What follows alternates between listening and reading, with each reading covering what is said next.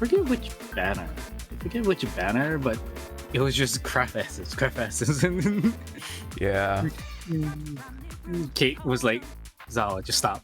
You're gonna hurt yourself. It's like, I don't care. Money. Oh, Splat Boy, thank you for the comments. Man, I believe Splat Boy used to, at least back in the day, watch a lot of my the Wii, like, Nintendo videos. That's like back in the day. So he also watched you and Quiet fucking lose your you lose your heads playing what's that one game? Fatal Frame? Fatal Frame, yes. I don't think we've ever finished it completely, at least on in the video anyway. I think we finished it off screen, or just kind of like whatever. We were very underwhelmed. So I think we were just weren't you guys trying to just bum rush it to get the costume? I think so. I think that was the case. I remember about the costume for sure. I remember notes of trying to get the costume. But man, it's like people watching you when they're kids, and then now they're like older and shit. It's like, oh man. I mean, look how the dudes feel. I know. And now we're watching them getting older and watching Ripley get old. Yes, right.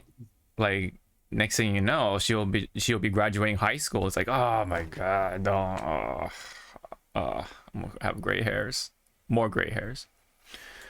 Well, anywho, let me listen to myself. You have gray hairs. I already have fucking white hairs.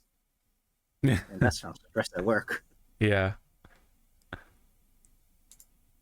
Oh wait, before we begin, Yeah. it's not we're not sponsored, but I love this.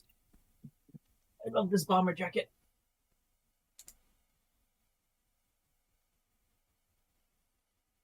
I don't know if you can see it. Almost. Yeah. Come on. Nope. Oh wait. Wait. Oh no, Wait. It's disappearing. Nope.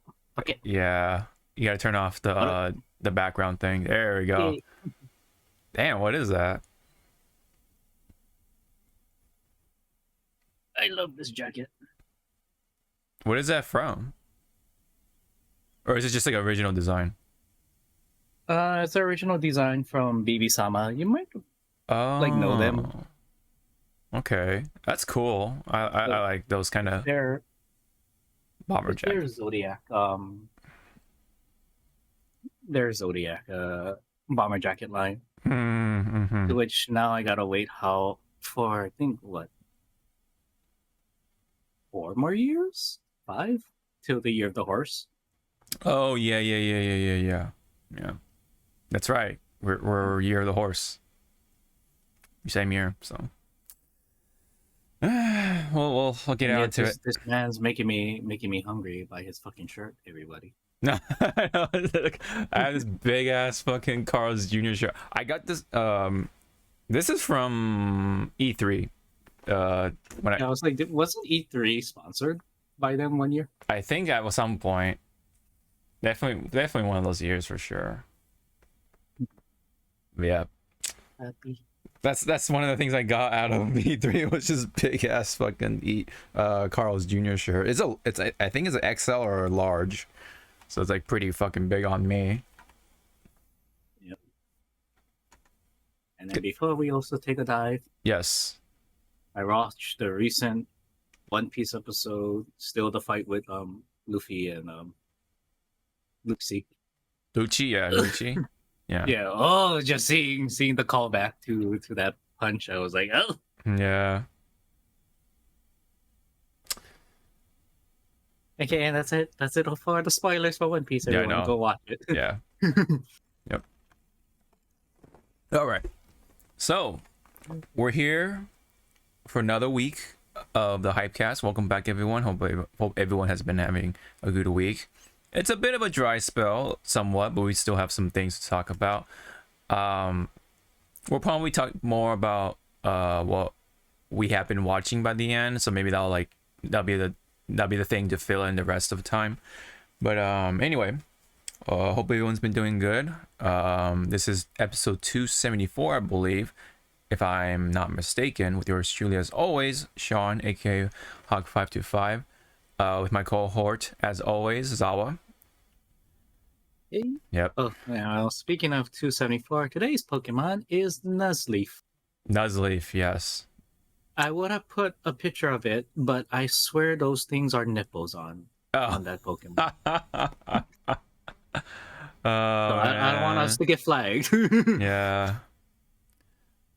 I don't know what it is about those little details that they like just throw in there. Like, they don't even care, you know, like nipples, and sometimes they even like throw not in Pokemon necessarily, but in like cartoons or Japanese cartoons or anime. Yeah, they like do the little the star mark or asterisk mark for the butthole.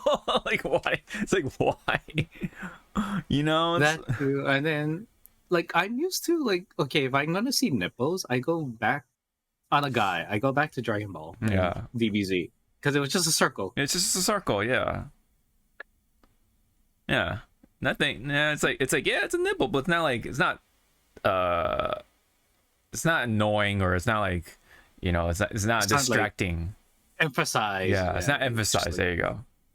You kind of just know it's there, but it's like, okay, you know.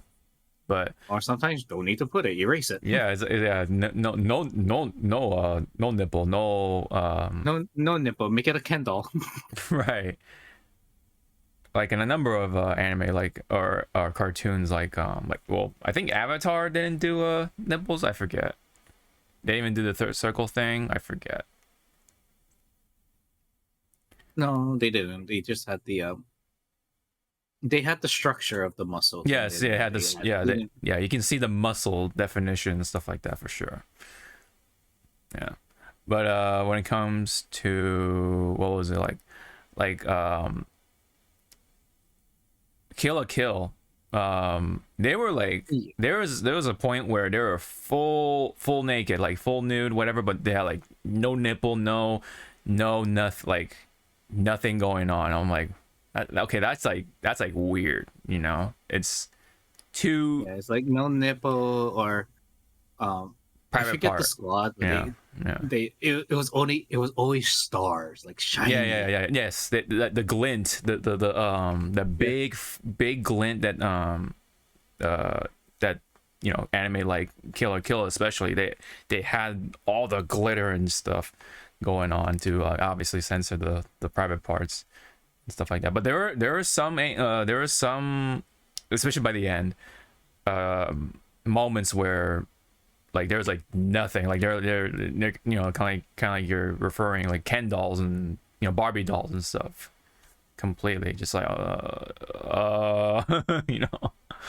Yeah, until you know, you accidentally watch those animes, like, you know, it was like, oh, I should not be watching this. Yeah. What is it? It's it's Queen's Blade. Oh, Queen's Blade, yeah. Yeah. Well, anywho, enough about the lack of nipples, or thereof nipples, or whatever, or anything like that. We got some stuff to talk about. So a little bit on the fighting game end of things. No new characters or no trailers or nothing like that, but we do have just a little snippets. So let me go ahead and play this. This battle is about to explode. Right, so Evo is coming up pretty soonish. I think like next week or something, right? So Markman is in Evo Japan. Let's Evo Japan. Make that yes. Let me make that clear. Evo Japan is coming up pretty soon. Yes. Because I was like, wait. Yeah. Sorry. I'm like going a little fast on that part, but what I was trying to get to rather quickly is that they're in Japan. They're doing these collaborations with Sesame Street, you know, of all franchises. I never would have thought that Sesame Street would even touch fighting games, like, at all. Yeah, like, based on like what my friends tell me, when they went to Japan, they saw more of, like, you know, the Peanuts or Snoopy. Yes, because Japan loved. So when I saw this, like, Evil Japan Sesame Street. I'm like, don't you mean Snoopy or the Peanuts? Because I think Japan likes them more than Sesame Street. I think they like cute things a lot in comparison to other countries. Like they put an emphasis on cute things. Like, you know, that's why they, you know, they really like dogs, cats, such and such, you know. Is Big Bird holding the controller? Yeah, upside he's down? going like this. Hey man, hey man. I mean, if that gives him wins, I'm not gonna freaking complain. I think he's trying to do the armor core thing. I don't know. The infamous armored core upside down controller method thing. I forget what it was called. I forget what that configuration was called. But yeah, he's holding the control. I didn't even notice until you pointed it out that he's holding the control like. Like I see Cookie Monster with the fight stick, so I was like, okay, Yeah. Elmo. Man of culture looks at Big Bird.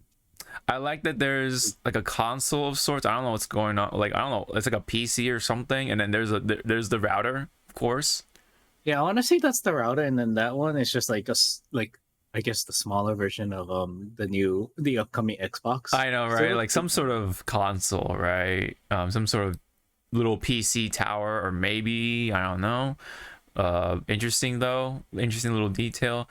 I'm not. Well, I guess that's supposed to be like the Evo references, right? With the little squares and stuff like that.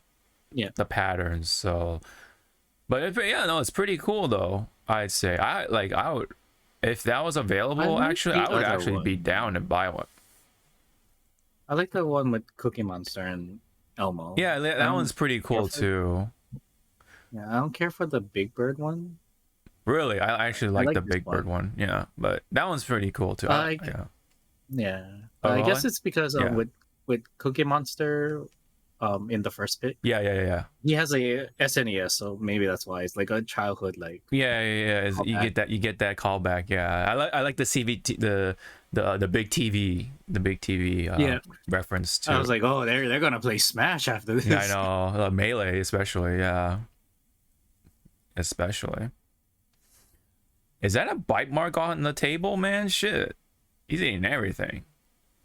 Cookie. Yeah, I think it's supposed to be a cookie table that has purposefully a bite mark though. It's not like he ate the table or anything like that. But yeah, no, it's really, really cool that they actually were able to get that going. And then I think even Markman was showing it off on another. Let me actually go back up to media for a second here. Just give me a sec. Oops, that's highlights. Okay, there we go. So let me see. That's from earlier, I guess. No, I'm sorry. I think it's not Markman. It was Justin that was showing off the merch. Yeah, this is collaborative. There are other stuff too, not just Sesame Street, but like Guilty Gear, I think, and just like the fighting games they're going to represent at Evo Japan, which is like, you know, interesting. I like these jackets, the Letterman's jacket or the bomber jackets. Very cool. It is the year of the dragon, I believe, right? So they got the tiger on the other side. And I wonder who is that supposed, or what is that, or who is that supposed to be on the what do you call these, like tote bags? Yeah, I'm not sure who that is. It might be just like a OC character to represent. Yeah, I think it might be. Oh, oh no, I'm sorry. It's a high score girls, or high school girl. High score, excuse me. That's from Netflix. I think that's what it is. You don't know High Score Girl? It's the anime that was like it was like 3 kids, 2 of them are girls, one's a boy, and they're playing fighting games. That's like the anime. That's the anime. It was on, and it's on Netflix. So I'll even just type it in so you can you'll probably know once you see it. Yeah, high school. Yeah. High score, girl. Yeah, see, boom. This one. Now I remember. Yeah. My member berries. Yeah, it's a CGI anime, just to throw that out there too. So it was a little. Like it was. Oh, go ahead. Go ahead. The souvenir jacket. Yes. I like both. Yeah, I like. If I had to only pick one, for budget reasons, let's just hypothetically say, oh, it's reversible. Oh, it's a reverse. Oh. Yeah. Well, there you go. Never mind. Give it. Yeah. Give it now. Yeah. Man. Put it in my hand. Oh, I wonder if we can like get these somehow through Zen Market. That would be pretty cool. But anywho, either way, they look pretty cool. They are pretty expensive though, because like the hoodie is like, let's just say $80 USD, because this is 8,800 yen, so that's quite a bit. And then the shirt itself is 4,800 yen, so about, let's just say 4,000, or excuse me, $40. So yeah. And then I imagine the souvenir jacket is about it'll probably come out to $300 anyway, with shipping and all that stuff, if you got lucky or whatever somehow. But I imagine this is only in Japan, so yeah, man, I actually be pretty tempted to get this jacket, because it does look pretty cool, along with either the hoodie or the shirt with the Sesame Street stuff on it. But yeah, no, it's one thing to talk about for Evo Japan as it's coming up, man. I thought that was pretty cool, so that's why I wanted to mention it here. Let me see if I can find Justin Wong's pictures of him wearing it, because he is in Japan right now for sure, because he's I think he's either playing at Evo, or he's just making content around Evo Japan. Yeah, see, he's like wearing it right now. There you go. Yeah, I actually really do like the big bird and whatever design on there. Is that the only thing he got? Maybe. Oh yeah, there's the jacket. Is that the souvenir jacket, or whatever you call it? But he's only wearing. Oh wait. Oh no, he reversed it. Good. He's wearing the other side of things. So that's pretty cool. But yeah, any other comments for the merch for Evo Japan?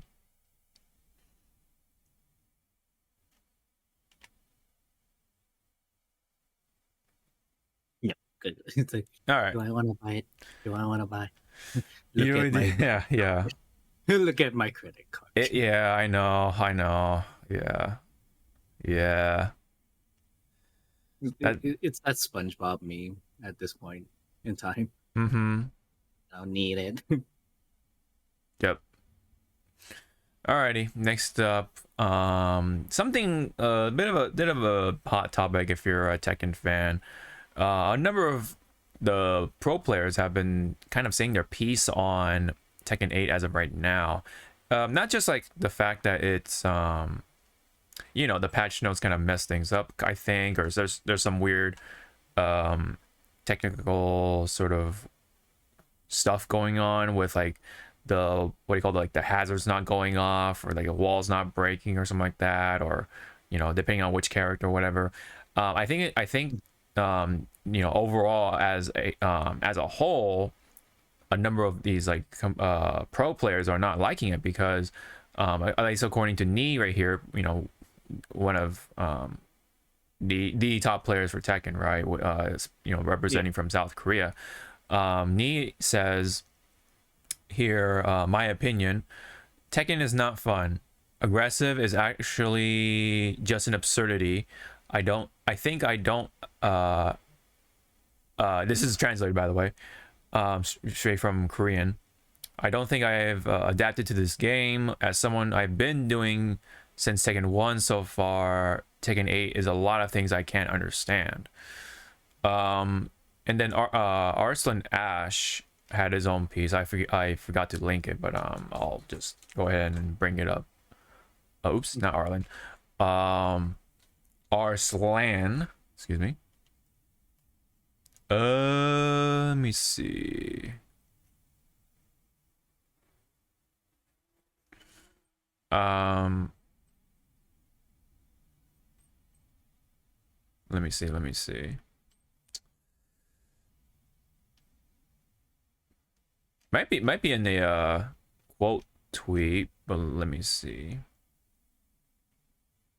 Well, anyway, what I wanted to say, I think Arslan Ash also said, is that it's Tekken doesn't reward you enough for being defensive, whereas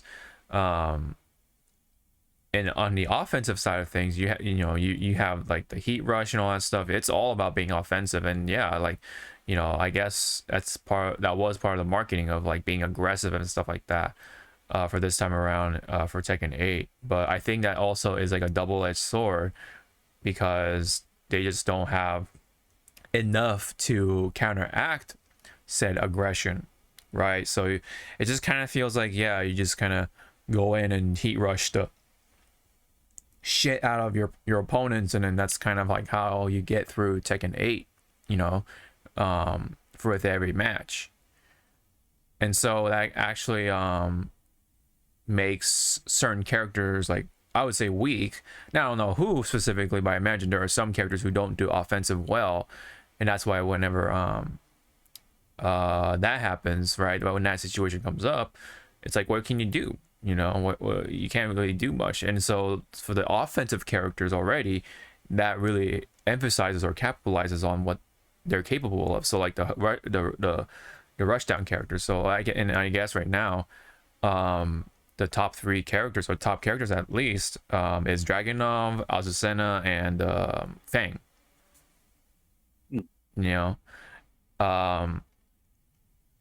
Which I figured Dragunov would be good, Fang would be pretty good, but I thought Azucena was like going to be at least like maybe around AAT or something, but I guess she's really good. So I haven't played Tekken as of recent, so it's a little hard to say, but I think it is interesting though right now that Tekken 8 has pretty blatant issues. So I don't know, what do you make of that, just from listening to that or hearing that, or have you caught wind of that? Yeah, I caught wind by watching some players, play their characters, and then just as you were discussing, like, it's aggressive for our attackers, but for our defense, like defensive, on going on the defense, you're pretty much nothing, because once they push you all the way to the wall, that's it. Yeah, you have no, like, you don't have a push block. Like, there's no push block you're right, to get them off of you. There's no push block. You're pretty much like, like, you're pretty much praying to rollback gods to let you have that one armor move that you can probably like just throw out. You just say, get off me, and then if not, it's like, hey, I guess. I think there's just not enough countermeasures against these heat dashing and heat rush stuff, or heat anything really. Looks like they just didn't put any mind into how to counter the rush, the heat mechanic of itself. Because there's no, like, at least in Street Fighter 5, for example, right? There's the V system, right? And then whenever you get like put into the corner, you have the, what was it called? V reversal, right? And that costs, that does cost you some V bar or V gauge, but at least you have a chance to get him off of you, at a cost of whatever. But And also there was another mechanic, I forget what it was called. They added even later, right? To help, kind of like add space or whatever and stuff like that to kind of like get some breathing room. But yeah, right now here there's nothing. There's no like heat reversal or heat alpha counter kind of thing going on. Yeah. Nothing.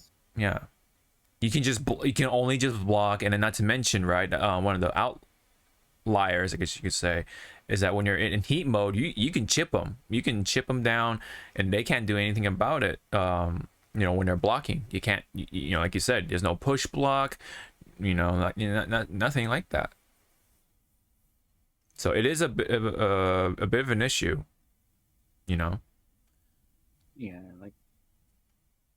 like just right there, looking at the Kuma stuff. Like, you would think, because doesn't Street Fighter 5 or 6, they have the auto, like if you're in the air too long, you auto snap out, something like that. Oh, yeah, I think I know what you're talking about. Yeah, like Isn't there a feature like it's like the game will like recognize that, okay, you've been in the air way too long with this combo.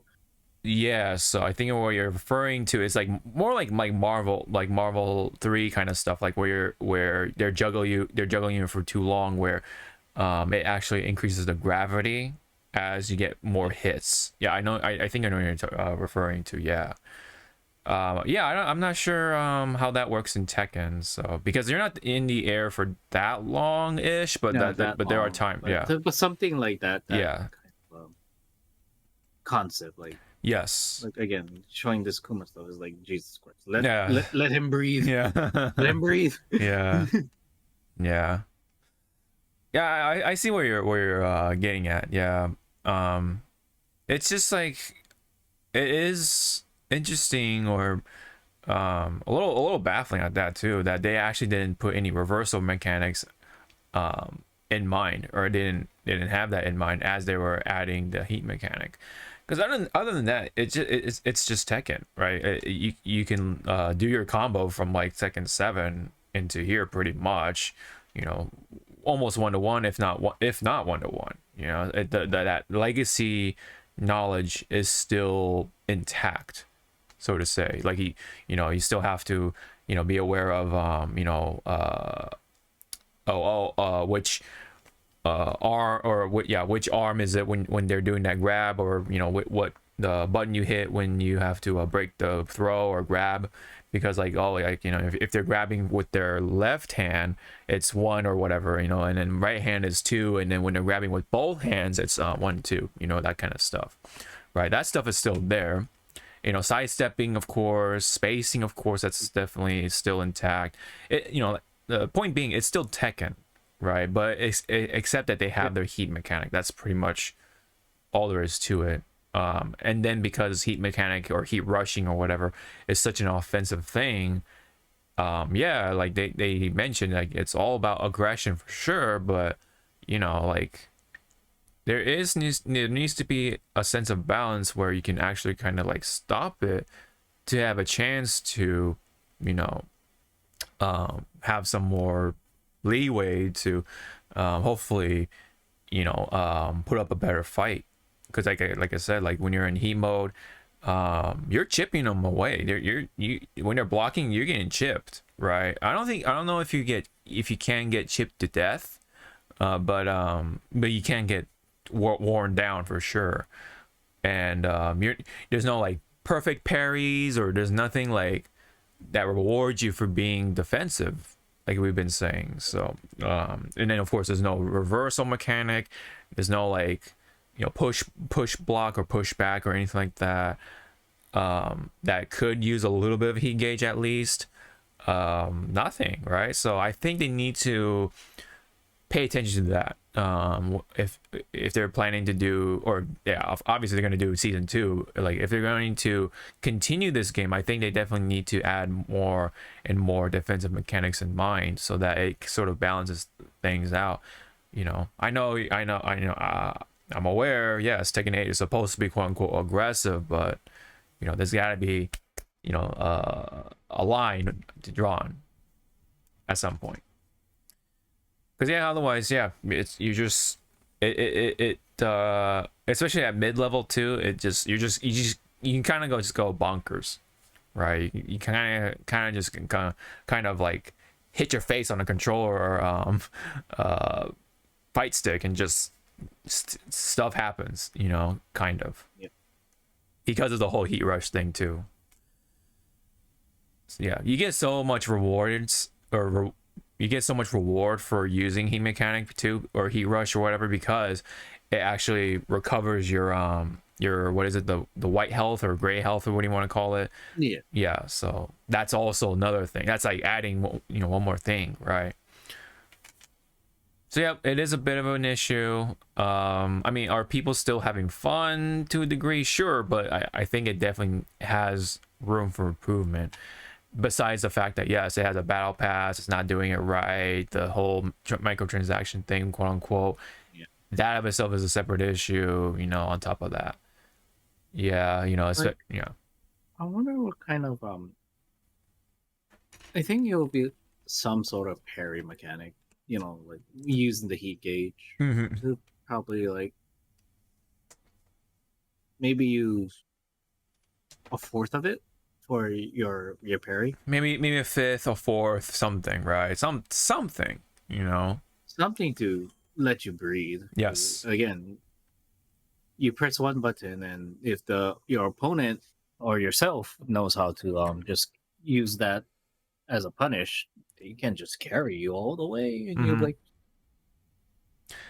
I forgot to mention too. As I was saying, you know, yeah, Dragunov, Azucena, and Vanguard top characters. I forgot also, King is right up there too. Actually, King is right up there too. Especially, you know, the finger point thing that he does, like that actually does a, you know, yeah. I've been watching this King player. Yeah. When he does the point, he conditions the opponent to either block low or high. Yeah. And then sometimes he would just go. Yeah. And then they don't do. Yeah. It doesn't do nothing. They were like. Yeah, that's like one of the reasons too, right? Why King is pretty good right now. So I don't know if he'll go down eventually when people start to figure him out, but right now, yeah, King is also up there too. Yeah, but I thought like at this point in time, people probably like know how to break King's grabs. I think the grabs are less of an issue. It's the finger point. It's the finger point because the finger point. Yeah. And there's that other move that some people forget that he has, and it's just fun to just watch people just die to it. His elbow drop. Oh yeah. That's like you think after you're slammed onto the ground, it's like, okay, he's done. It's like, geez, yeah. Where did that come from? Oh yeah. That's right. Yeah, that I think the heat mechanic did help King though quite a bit because the whole offensive thing, it gives him opportunity to be more offensive. So yeah, it in turn, yes, it does make certain characters strong, but it also makes other characters weak in return. Yeah. So yeah, that's just kind of all I got for right now for this little bit right here for Tekken and in fighting games this time around in general. So also everyone, what Holy Knee is trying to say, it's not really a skill issue, it's actually a mechanics, like a lack of a mechanic issue. Yeah, a lot of people, yeah, there are people in the comments, of course, that say that kind of stuff. But when you actually play it, and watch people play it, someone like said in I forget which stream I'm watching, they got caught in this big combo that took them from mid screen all the way there, and the guy was like, wow, I feel like I'm reliving my Ultimate Marvel 3 days with a freaking Zero slapping my ass. Yeah. No, I'm like, yeah, that's pretty much it. When there's nothing there to help the one getting their ass whooped, to break out whatever. Yeah, I think some of these comments do sum up pretty good. One person says it's frustrating to play, but it's fun for people to watch in big tournaments because there's lots of action. So that'd be I think Namco wants the game to attract people this way. Yeah, that makes sense. Yeah. It makes sense, but then it's also a bad thing because it's like, wow, you're kind of semi giving a false view of Yeah, impression. how Yeah. the game is. Mm-hmm. And then when those new upcoming players are getting that impression, it's like, wow, I can do this. It's like, no, you cannot. Yeah, they Sit definitely down. start to find out, like, you know, like why our players are starting to get frustrated, right? You know, it's one of those things. And another person says, I understand your point of view. I think Tekken is more fun for casual players than the previous games, but not for people who like to play it from a more technical perspective, if that makes sense. Yeah, I think that's true. Yeah, because like, you know, like I said earlier, you can just like hit your face on the fight stick and stuff happens. You know, like it's kind of a little metaphor to say you just hit buttons and stuff happens, right? Especially if you come from previous Tekken games, you kind of just do your own thing, but plus the heat rush, stuff like that. But once you but once you start playing on the more competitive level, right, when you're in a tournament, there's big money on the line, the meta starts to really, you know, start to tunnel in, it starts to really become an issue because of the whole like lack of, you know, defensive mechanics to help push back on the whole aggression thing. So, you know, it is frustrating in that sense, right, if you really care about the game and that from that angle, you know. So yeah, again, like, yeah, of course, this is coming from Nee, a pro player, so that's why he's coming out with this point. Yeah, you know, he kind of sums up the issue too. It was Tekken's skill to block well, avoid well, patience well, but Tekken 8 is no reward. Even if you block well, you will lose health. Good movements cannot be rewarded. Aggressive is not possible for all players. Yeah, see, imbalance between attack and defense is tilted to one side. So that's, yeah, that pretty much sums up the issue that brings at hand, you know. And like I said, yeah, the aggression thing highlights some characters, but not all characters are offensive, so that's why it diminishes them in that sense. I can't point out which character is more on the defensive side of things, but yeah. But definitely characters like, you know, Dragunov and Fang, and I guess Azucena too, King, of course, too, and all that stuff that are being highlighted because of that, because of like the heat and combos and all that stuff, you know. So yeah, again, hopefully by Tekken 8 season 2 or something, or season 3 maybe even, they incorporate you know, those mechanics. And you know, there's been some version changes with Tekken games. You know, if you remember, you know, Tekken 7, by the time it came to us, it was called Fated Retribution, which is technically an upgrade, but for us that was like vanilla, because that was what we got first.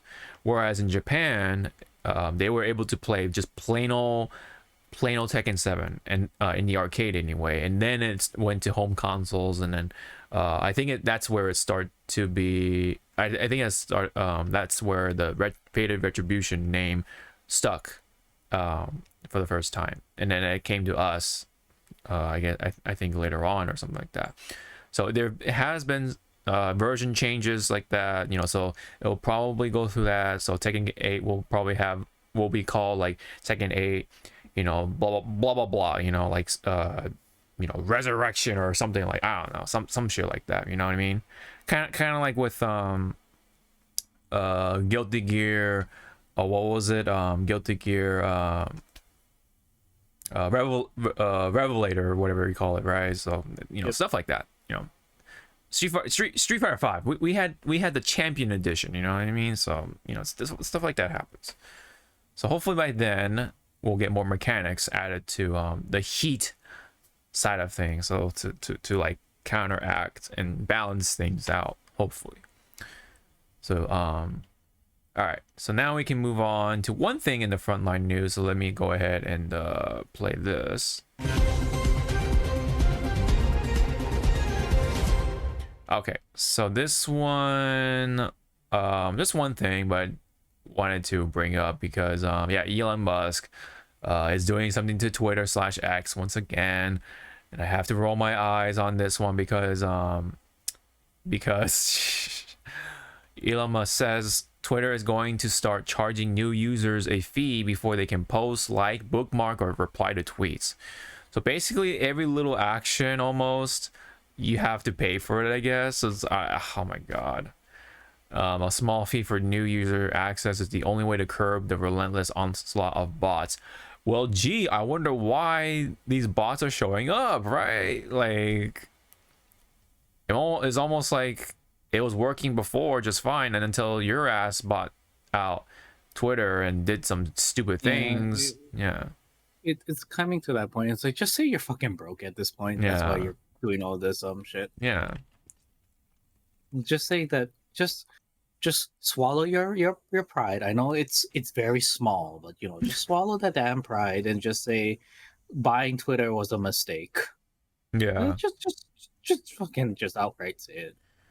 Yeah, a separate reply says this is only for new users, just to make it clear they will be able to do actions for free for after 3 months. I think there's a term of service or a term of agreement on like what's it called, the Google Play Store or the Apple Store, like something like this you cannot do. I think so, right? Isn't that so if you're going to break those TOSs, Elon, good luck, because Google and Apple are not playing. Apple are gonna be like they don't play around. They've won. I think Apple won their lawsuit against, who was it? Oh yeah, it was Epic. Because of the whole, there's like some issue that Epic and Apple were having with the transactions and stuff like that, like money related issues. So yeah, no, but point being, Google and of course Apple don't fuck around with that shit. So yeah, so that is kind of like funny though. Yeah, you have to be on X/Twitter for 3 months and then it's free, right? That's so weird, So you kind of just, like let's say hypothetically speaking, right? Can I just start the account but not like do anything with it for 3 months and then and use it? Like, okay, that's kind of weird. Or it could be or for like nowadays it's like you got Amazon Prime, but you cannot use the Prime shit until 3 months after. Unless you want to cough up the little extra dough or something. It's so weird. That's such a weird concept. It's like, all right, you shop on Amazon, no Prime, you're just a vanilla user, but you can't add things to your wish list. You can't what else you do on Amazon? Like, search. You can't put a review on it, add any stars to it, unless you pay a small fee until you're 3 months in or something. Like, oh man, that'd be such a horrible shopping website. Horrible. Well, of course it has to be what was it? Of course it's Elon Musk's idea to do stuff like this. Only him, right? Only people like him are going to do this. So yeah, I mean, the bots, I'm sure it happened because he fired a bunch of the staff that knew what they're doing, and so yeah. I mean, it's like when he fired the staff and then all of a sudden he's like, oh shit, I think it's broken. Hey, you guys, you wanna come back? It's like, no, it was just a joke. Yeah. It's a joke. Oh my god, I really wish he did not buy Twitter out like that, man. It's like, what the fuck? I mean, I wish the the what do you call it? Whoever makes the call for Twitter didn't make that decision to let him buy it. You know, it's like, oh my god, why did this happen? Well, I mean, at least we both have Blue Sky accounts, so whenever this hits the fan, right? We already have Blue Sky at the ready, so you know. You hate to see it. Hate to see it. All right, let's get a move on to the next thing. That's it for Frontline News. So, like I said, it's a bit of a dry spell, but that was definitely something to talk about. All right, let's head on to the games news.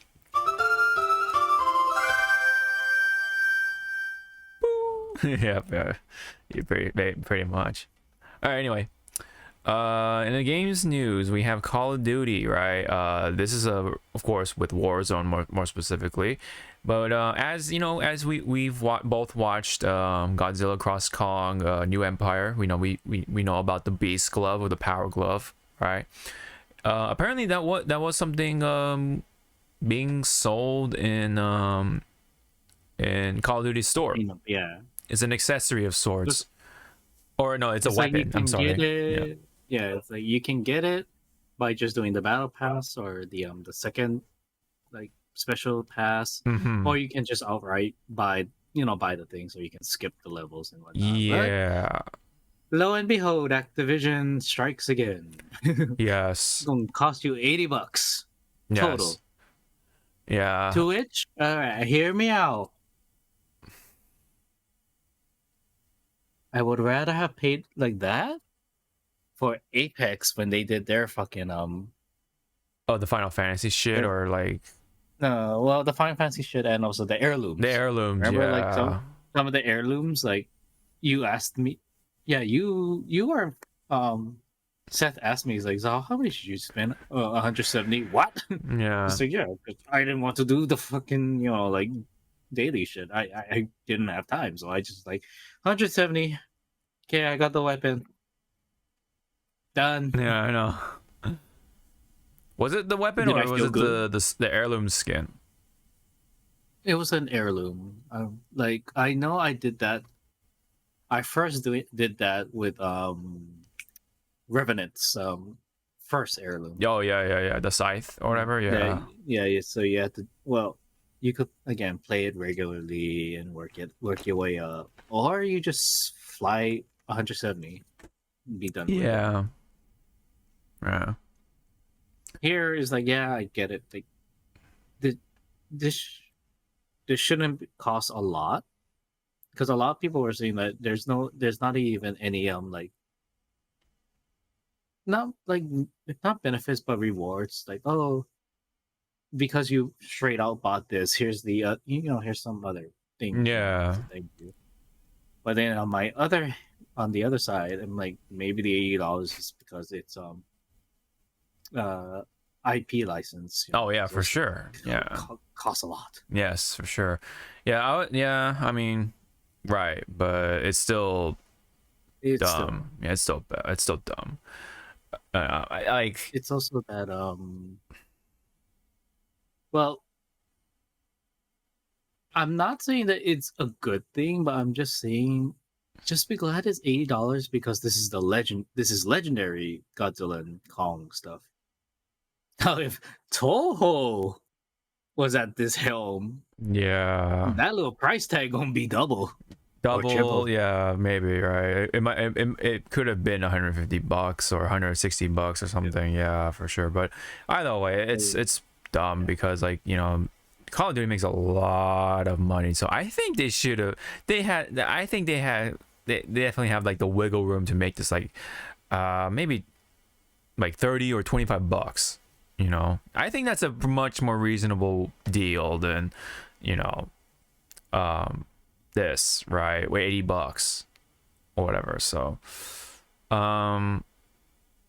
yeah, because like in the past, yes, we had that Godzilla and King Kong collaboration with Call of Duty of all fucking things.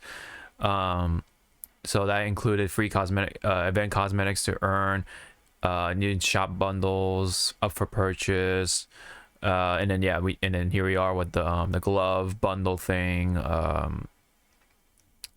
Let me see. It allows him to unleash energy powered punches as an exclusive weapon unlocked for those who purchase all 4 Godzilla Kong bundles. These operator bundles cost 2,400 COD points, which is $20 each. So that's a whopping $80 worth of points in total to get the glove. It's worth noting. This is coming from GameSpot, by the way. It's worth noting that the Beast Glove blueprint is just a special cosmetic bonus that's designed with the aesthetics and sounds related to the movie version of Kong's glove. However, the base version of the glove is Season 3's new Gladiator melee weapon, which is a free unlock in the Season 3 Battle Pass.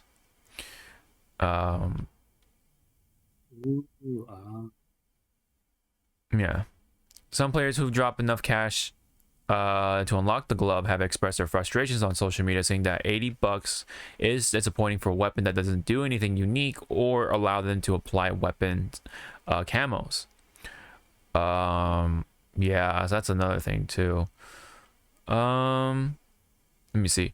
The only plus sides are it counts as a Mastercraft blueprint or unique inspect, and that the joy of punching enemies, but it doesn't do anything special. I thought it would at least ragdoll enemies, if not corpse launch them, and you can't even equip camos over it. Yeah, so yeah. Yeah. I also saw, like, this is kind of unrelated, but I also saw there was a Cheech and Chong collaboration. It was like, what?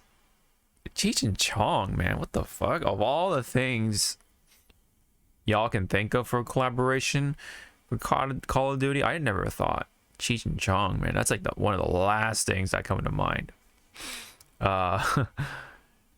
And this was right around April Fool's too, so I thought it was an April Fool's joke, but no, it was fucking real. It was absolutely real, I guess.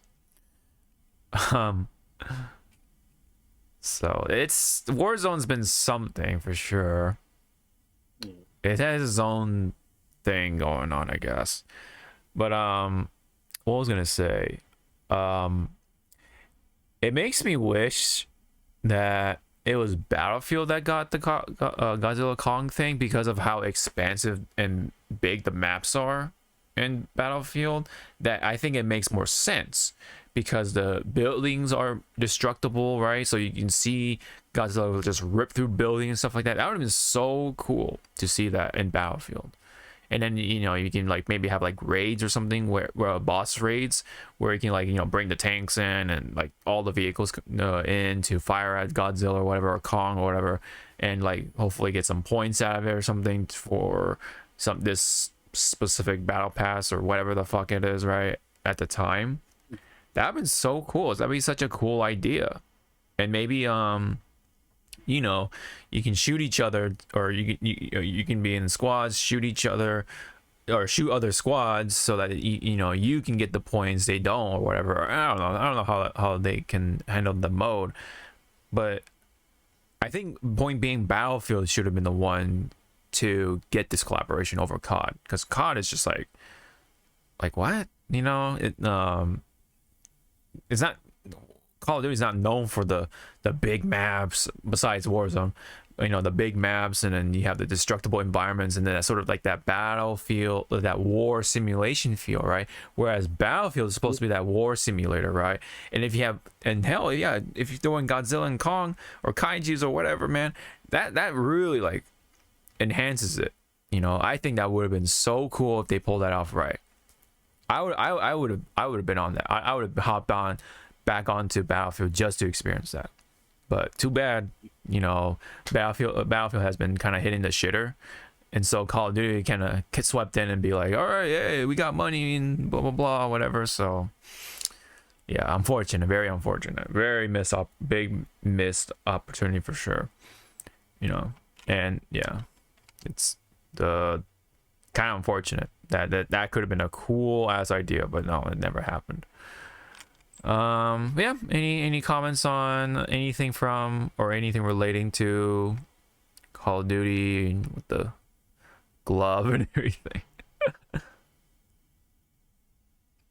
Hey, Fortnite, are you guys gonna do it better? Yeah, right. I wonder. Yeah, I wonder how they if they were able were to even attempt to make a Godzilla skin. I wonder how they would pull it off. Right. Kong would be easier, but yeah, Hong Kong would be easy. It's just more of like how much yeah, is the because what was it, the Teenage Mutant Ninja Turtles bundle was like 4K or so, but you had like a lot of shit, so that's why it was that much. yes. And then like the Avatar one, I believe it's like 3,200, I think. Oh, but again, you had stuff already, things to go with it. So Yeah. you were fine on that point. Right. Yeah. But, just these live service stuff and battle passes and microtransactions and all that crap, man. It's definitely saturating the gaming market, unfortunately. And this is definitely one of them. That's just another tragic thing to see, at least in some way.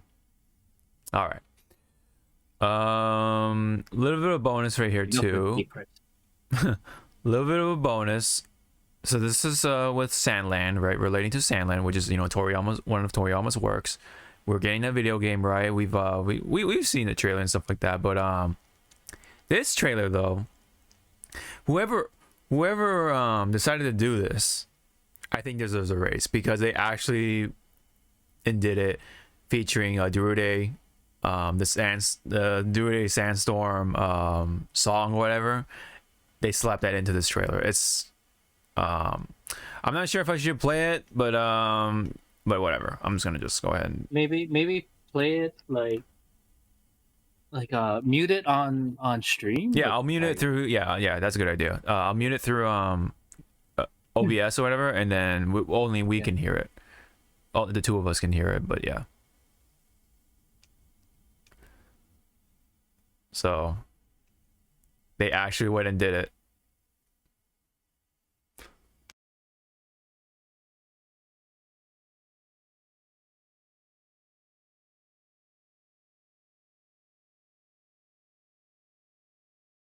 The testament of Toriyama's sensei.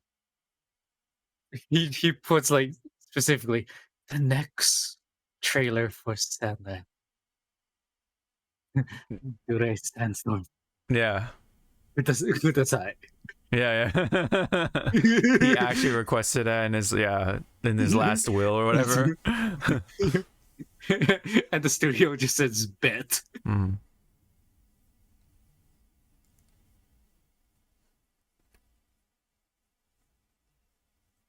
The game does look good though for being a stylish anime game. Yeah.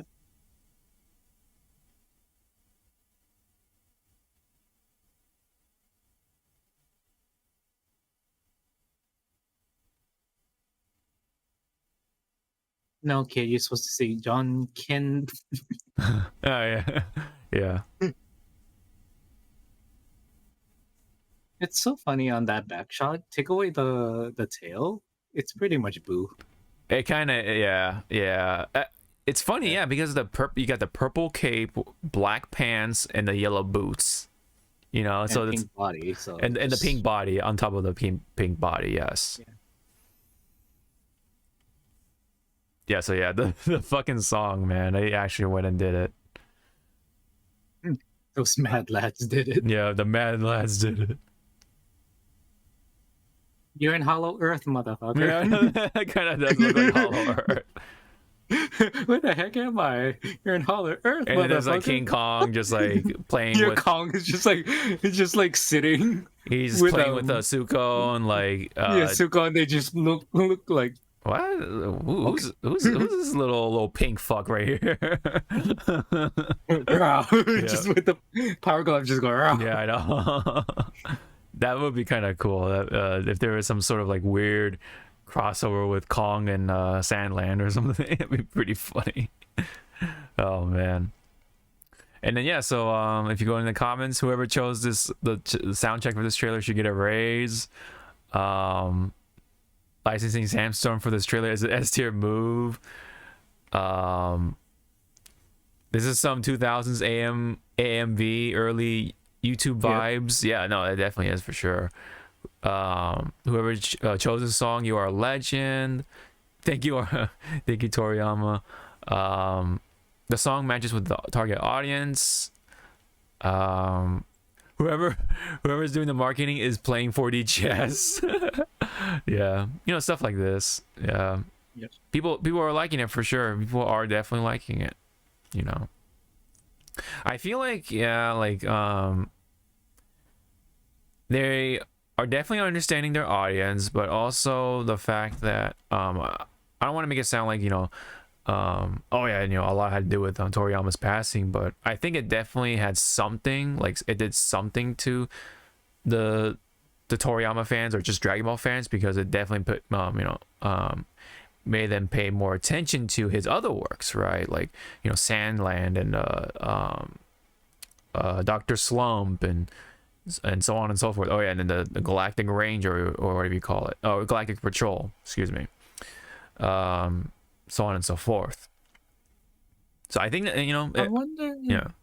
Sorry. No, go ahead. Because when you brought up Dr. Slum out, like I wonder if we're gonna see a character that looks like Dr. Slum, Dr. Jiro. Mhm. Just like in this world. Yeah. That probably is definitely a definite possibility. I can say I've seen some of the characters though, like this dude or whatever with the blue hair, definitely not looking like Bulma. like small Bulma or something. Yeah.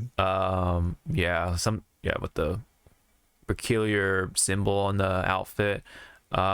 This dude, I've never seen this dude, so I don't know if they're like for the game or if there's another manga relating to Sandland or something. I don't know.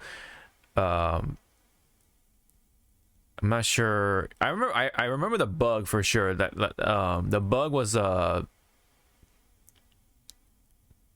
these bugs or whatever popped into the early part of Sandland for sure. So I think they're probably just adding more to it for the sake of the game for sure. Because I remember Sandland's manga is like really short, so I think they're likely expanding upon it, which is cool. I'm all for it. Yeah, this part right here for sure was in the manga, I believe. And Such a meme going like fucking what? Yeah. Bring it. Bring it. Yeah. Or just color it pink and just have like the pink eye. Oh yeah. The what do you call the what do you call what was it? It was Bane, and then you got the pink guy. The pink eye. Yeah, that shot. Yeah, for sure. Also, go ahead. for everyone that wanted, just make me remember Filthy Frank. He's doing well in his rap career. I believe so. Yeah. No, he's doing pretty well in that part of the industry for sure. So glad to see it. Glad to see it for sure. I definitely don't remember this character for sure. So that was probably another new character at that. For the sake of the video game, but I could be wrong. I don't know. Maybe there is more to it, and I just somehow missed it or something. Yeah, because when he was fighting the bug, at least, this is where he like awakens or unleashes his power or whatever. Because he, seemingly was like beaten down and was defeated or whatever, but he I guess unlocked his power or is not holding back, and now it's starting to fight a little more seriously or whatever. That type of situation. So that is pretty much it. Yeah, the big big takeaway is that yes, they put Sandstorm in the trailer soundtrack. They're kind of big braining it, in a way. They're really like making the audience appreciate what they're doing because they know what they're doing. Seems like they know their audience, and yeah, so good on them. Hopefully this game will succeed, and they can definitely continue stuff like this for other anime, right? Like maybe we'll get a Dr. Slump game. I don't know. We'll see. That'd be pretty cool. Cause yeah, I'm gonna kill me before we sign off on this Sandland. Take a good look at the animation. What's now up? imagine this animation was like this for Marvel Infinite. If only, right? If only they actually put It's yeah. It's like damn, no. Because to me, it's like this actually would work for Infinite. Oh, for sure. Yeah, like more anime. Yeah. How Ultimate Marvel 3 was a comic book, like to show like Yeah. This can also show like because there are manga and anime style of these of Marvel shows. Yes. Like Wolverine and the X-Men, Yes. and there's that one Marvel show which deals with the Avengers, but they're pretty much Maho Shoujo, like little kids. Yeah, like it's like it's like a toy anime almost. Like they have like the accessories, and so they can then transform into said adventures. Whatever. It's Japan. They love that kind of shit. Like the henshin, like the the transformation stuff. A little bit of tokusatsu in the sense, because like the whole transforming thing and the accessory fur, of course. Yeah, that side of Marvel is very interesting, to say the least. No, but it does make me wish though they put a little more effort into the style of things. And it's not just the style of itself, but the actual like the animation, like the movement, like how they are animating these cutscenes are like really good. Seems like the movement, all the camera shots and everything, pretty well done. Pretty well done for the most part. So it will have English voices as well, so that's pretty nice to have, like a plethora of options when it comes to audio. So but yeah, again, wishing success for Sandland for sure. Alrighty, let's head on to the last bit of things of the Hypecast, and that is, of course, news featuring cinema entertainment and extras. So let me go hit which one we should hit for today. Let's pick Heisei.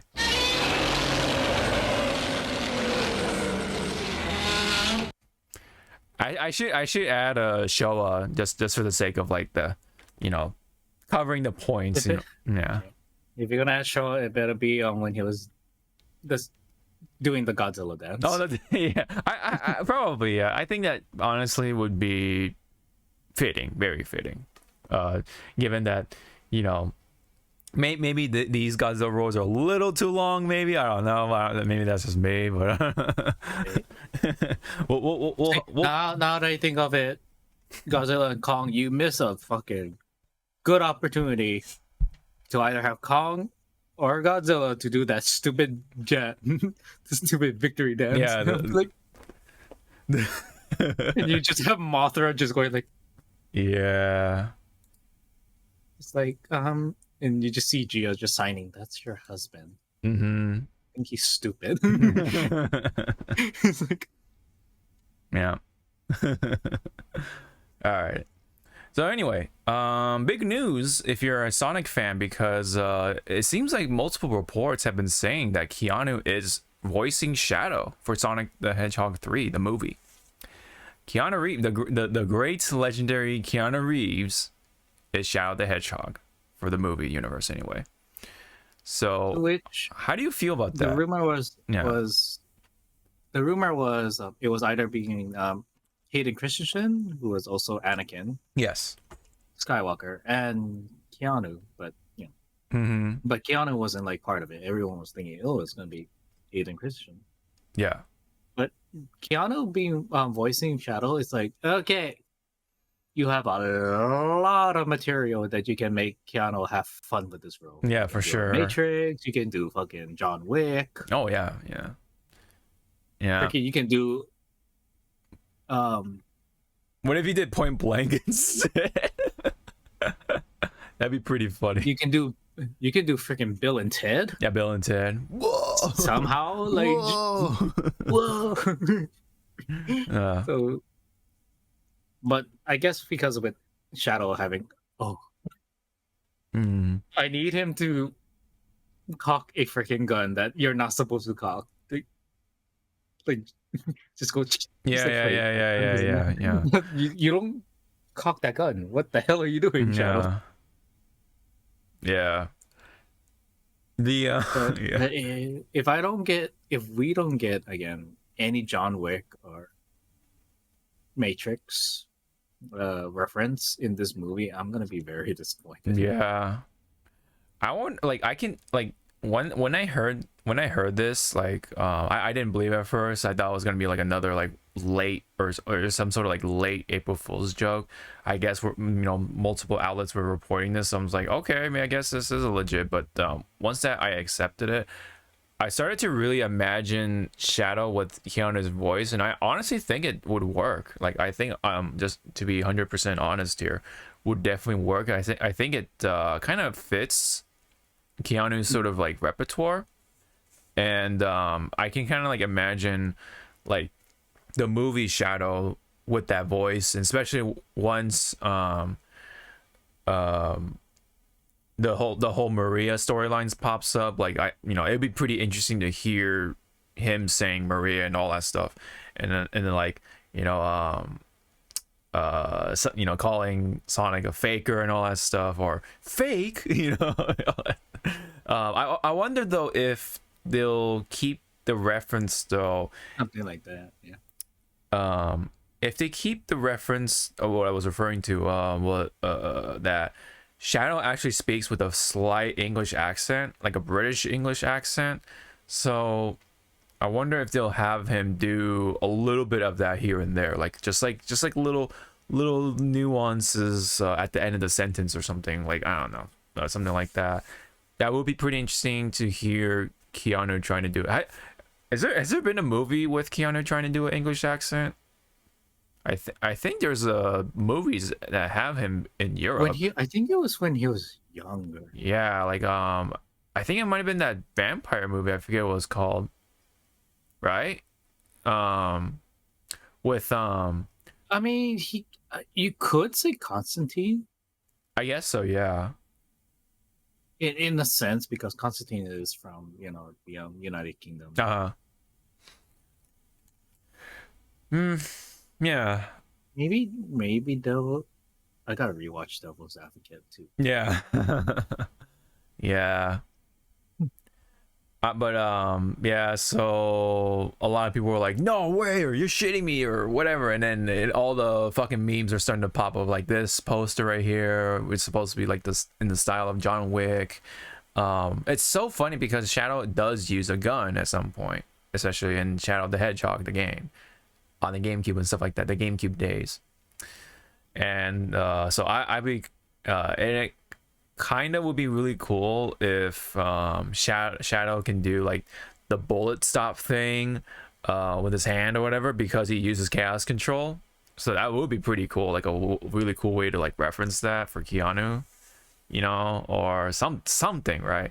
Or he actually does like the actual like professional way to hold a gun kind of thing, like make him realistically hold guns as a reference to John Wick or something.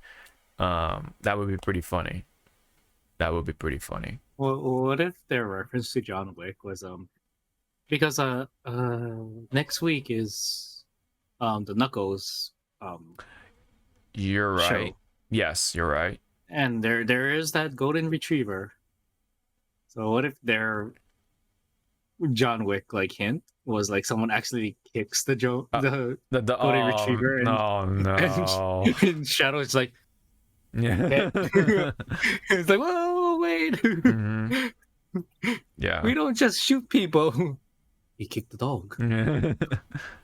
Yeah.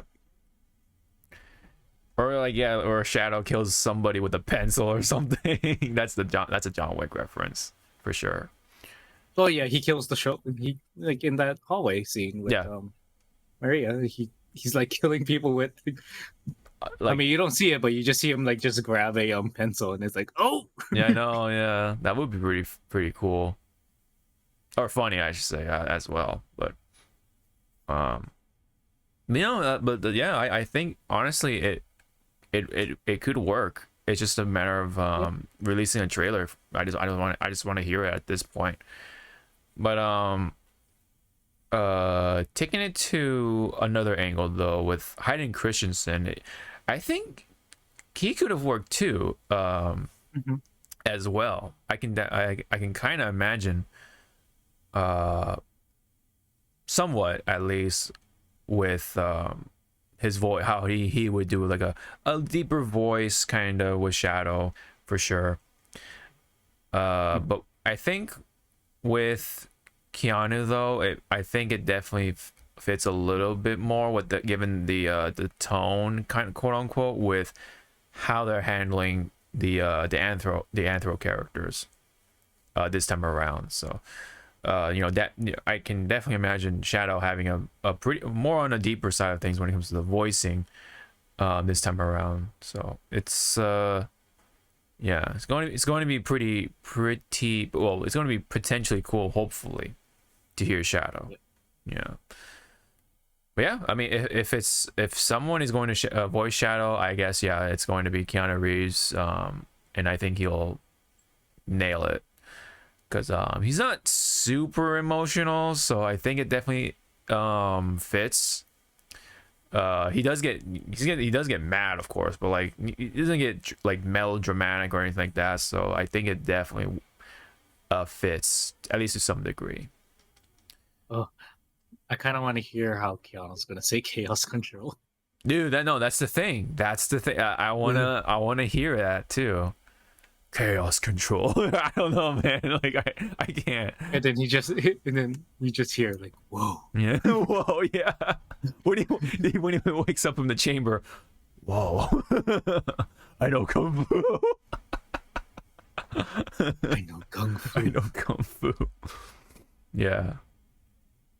And then like it'd be so funny if let's say like Shadow, like the moment he turns good and like he becomes Super Shadow and stuff like that to help fight I don't know if there's going to be a Bio Lizard or Final Hazard or whatever in the movie, but that's a boss. That's like the final boss for or last boss for Adventure 2, by the way. I don't know if they're gonna go that far, but that would be pretty cool. But once he becomes Super Shadow, somebody, right, will say he's starting to believe. that's a Matrix, that's a Matrix reference. He's starting to believe. That would be pretty funny. Oh man, but yeah, oh yeah. So overall, Keanu, whoa, big shocker. And yeah, it really is the year of Shadow because yeah, the what do you call it? Sonic Generations or Sonic Shadow Generations is coming around too. On top of that, yeah, Shadow is going to be appearing in Sonic 3. So it's like, yeah, it is kind of a like Shadow's year in a way.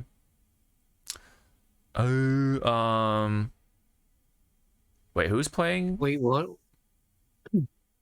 Oh, what? Sorry, what? What if their other like John Wick reference is with the pencil, but it's like Robotnik. No, So it's Jim Carrey going like, "What can you do?" And you just see like Jim's like reactions, like, oh, Yeah. Yeah. he's like, you'll do, Yeah. you'll do. Yeah. That would be pretty funny. So I guess this actress is I guess slated to be playing Maria. So I mean, she's wearing a whatchamacallit, like a reverse, she's like wearing a hoodie, like those like big hoodie jackets in reverse or something, so you can't. She's already dead. Got it. No offense, but are you wearing a body bag? Oh my god, wow. Wow, she's getting into character. Wow, oh my god. That's so fucked up. Like, be honest, they aren't really going to hang on to that scene or that, like stuff. It's probably going to be like 10 minutes tops. I don't know, man. We'll see. I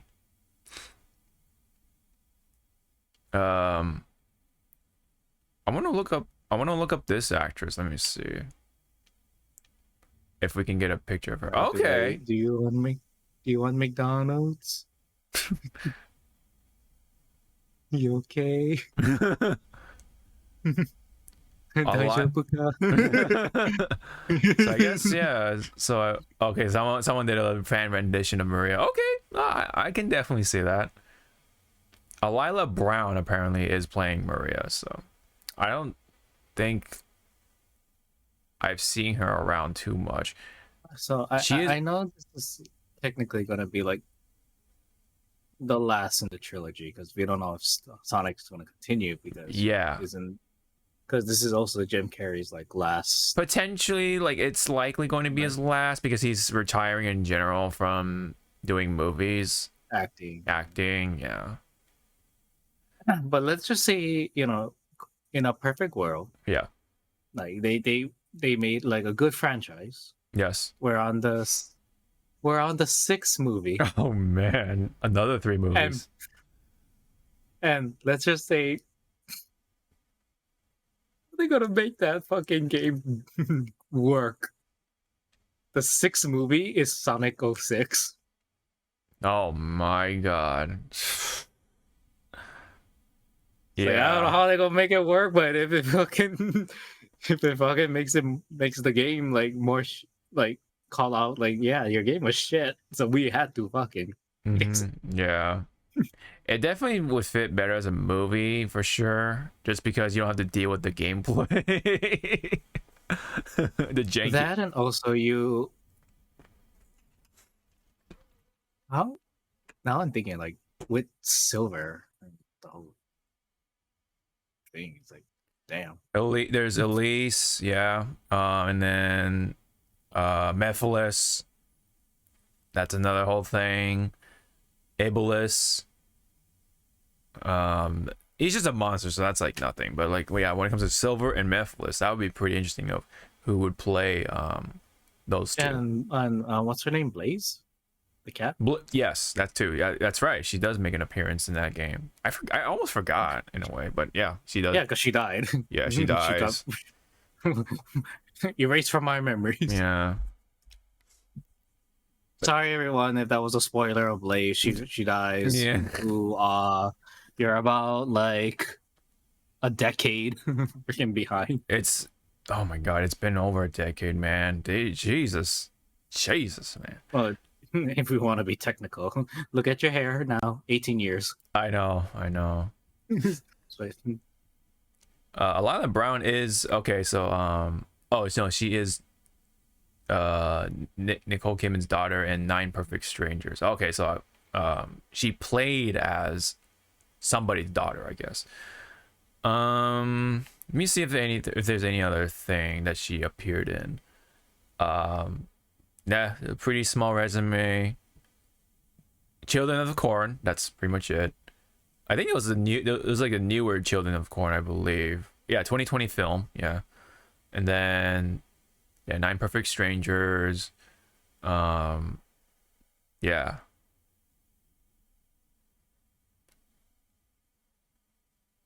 Oh, that's funny. Okay. I guess he also did something with Idris Elba in another project or whatever called 3,000 Years of Longing. So, kind of funny. Oh, And then just a reminder, there's Elba and Keanu gonna have like two beautiful voices. Yes. So Yes. it's gonna be like a good like therapeutic like year, like for your I ears. know. Like Yeah. Oh man, but the movie is like not till like the end of this or end of the year, man. It's coming in December, man. That's a wait. But that is a well, wait. that's fine. I can be that's my Christmas gift to myself when I go to the Florida. Oh yeah, that's right. Are you gonna watch Sonic 3 with your boyfriend? Oh man. I'll make him watch it. Yeah, yeah. Have you watched the other two movies? Number one, yes. Two was just here and there because I was busy. I should watch two to Gotcha. understand Knuckles before watching the show next week. Yes, yes, yeah. Definitely am looking forward to that myself. But yeah, we got not only we got Shadow, but we got Maria as well, so that's pretty cool for the most part. But again, though, I gotta watch the trailer. I gotta watch the trailer, and then I'll put down my verdict as to how I'm feeling about Shadow and blah blah blah, and of course Sonic 3 the movie and so all that fun stuff. Yep. And we'll see if this is the last movie for the Blue Blur. You know, what if the movie is such a like big success? Like, are they really gonna put the can on it, or are they gonna continue it and hopefully not fuck it up? Because I want to see Metal Sonic for sure as a villain, or like the main villain I should say, to replace Dr. Eggman, since Jim Carrey's not gonna be around from what it sounds like anyway. Oh man, I'm surprised we haven't seen. Well, if it does continue, I guess the fourth movie will be the making of Shadow's gang. So we'll see oh that that would, Vector and Biggs the cat. We'll see them. yeah. Maybe the fourth movie could definitely be the Sonic Heroes story, so that you have like all the other characters like Rouge and Omega and stuff. Oh yeah, I wonder if Rouge will make an appearance for Sonic 3. Now that I think about it, because she definitely appeared in Sonic Adventure 2 for sure.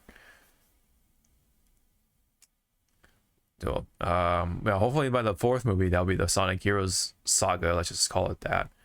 And then fifth will be Shadow the Hedgehog the movie essentially. And then number 6 would be 06 or whatever, man. Oh my god. That'd be kind of honestly like kind of meta, because the 6th movie 06. Right. I'm surprised GL White, the original VA for Sonic, Yeah. like the '90s Sonic, The cartoon, has he made an appearance? Yeah, has he made an appearance? Like a cameo? Like I don't think yes. so. I want to say I don't think so, unfortunately. Maybe that's that'll be like maybe the fourth movie. Like he like does a small cameo. Yeah. Or he voices like fuck, what's that? He looks like a chameleon. Sorry. Oh. He's pink. Wait, it looks like chameleon but pink. Oh, SBO. Yeah, SBO. Yeah, maybe he'll voice SBO. Yeah. Or Bean the Dynamite. Yes. Oh wow, you're like referring to old character. My god. Yeah. To just show like something. Little cameos. Little cameo, yeah. Or Jet. Maybe. Oh Jet wow, that would be pretty ironic because because Jet was also voiced by the same voice actor for Sonic at the time, which was Jason something. I forget Jason Griffith. That's what it was. Yeah. Kind of ironic in a way, right? Yeah. All right. let's hope that the trailer will be good. I definitely Trailer be cannot wait. good, Yeah. and if we're going to go like in the future with this movie franchise, I'll be okay with bringing a lot of characters. Don't bring Charmy. No one likes Charmy. Man. That bee can be over there. Yeah. Just go over there. Don't come near the cool kids. Just go over there. Yeah, I kind of understand the discourse with Charmy. Like, yeah, but he's a part of Team Chaotic, so they'll probably include him at some point if they are going to include Team Chaotix in some movie. We'll see. What if? Hmm?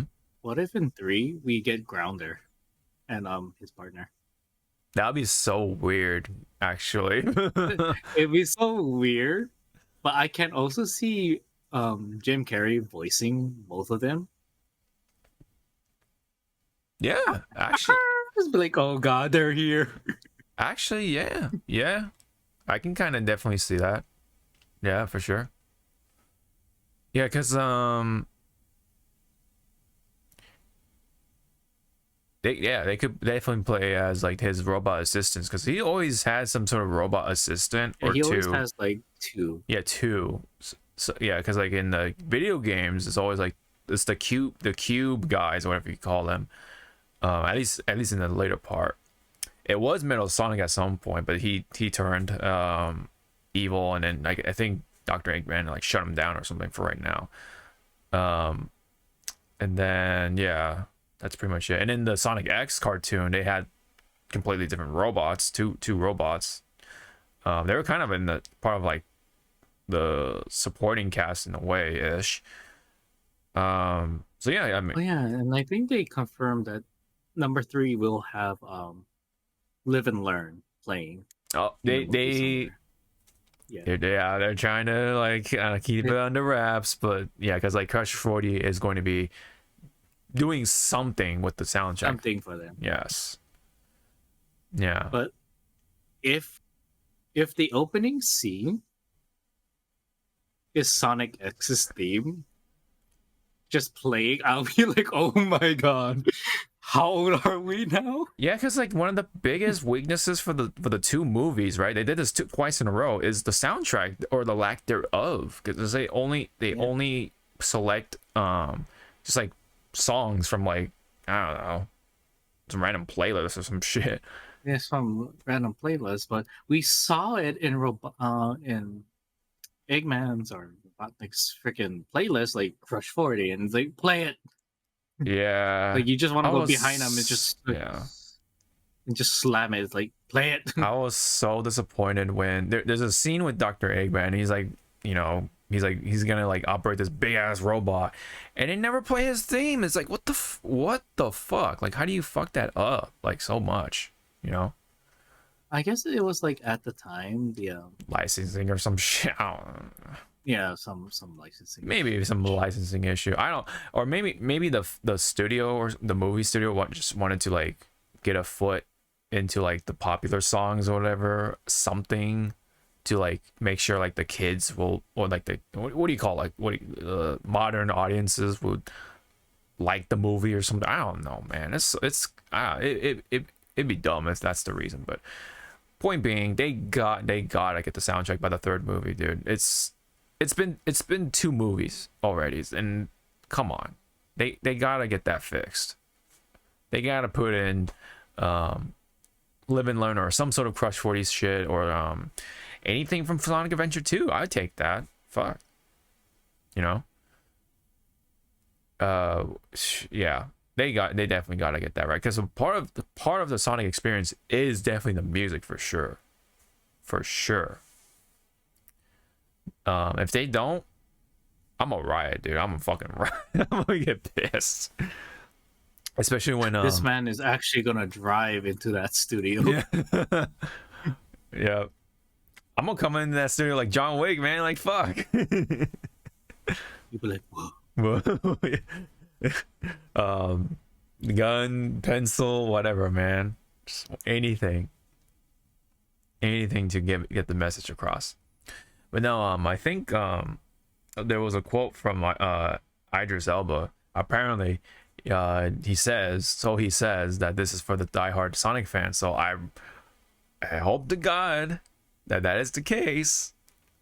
You know. If not, we're gonna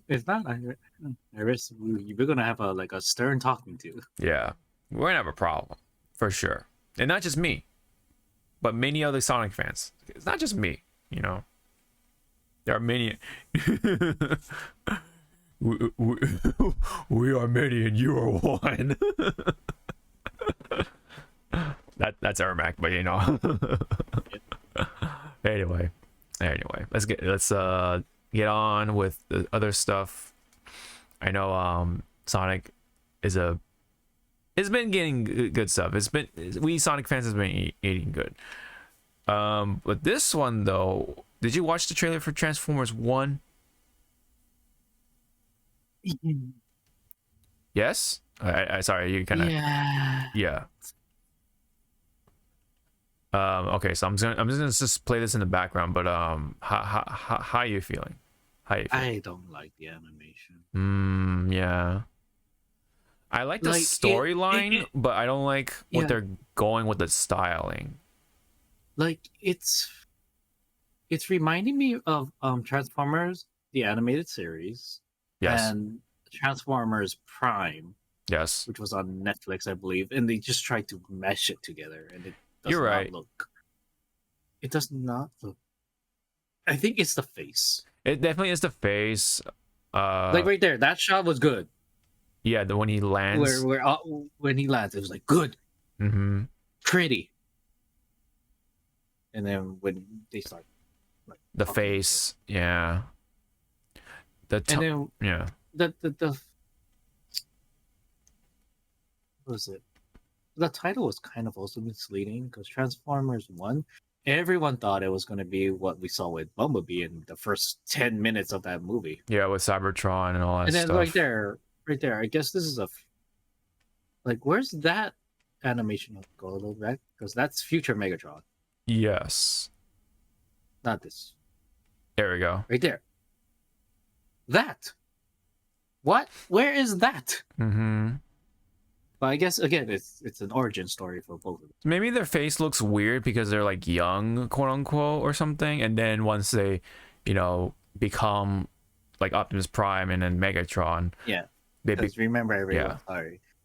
Prime is the title. Yes. Before, so Optimus Prime is not actually his original name. It's Orion Pax. Yeah. Even Megatron, he changed his name. To that. I guess his original name was D13 or something like that. Dick. D16. That's what it was. Okay. I think the quality of the animation of itself is fine. It's just the face. I think definitely it's kind of like putting me off a little bit, or quite a bit, I should say. Because like the colors and everything, like the graphics and all that stuff look pretty fucking good. Right? It's hitting all those notes.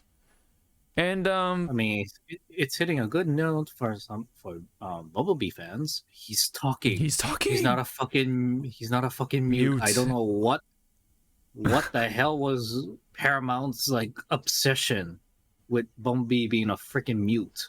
Yeah, I don't know. I'm not sure why they went with that direction for so long. But anyways, he's talking here for sure. Someone made a GIF. Someone said wow, it only took 4 frames of him to just go fuck it. Yeah. That's so fast. You're right. Gotta go fast. Yep. And then we have RC. This is one of the. That's the thing. Oh, go ahead. Sorry. Seeing RC, I was like, wait, was she this early?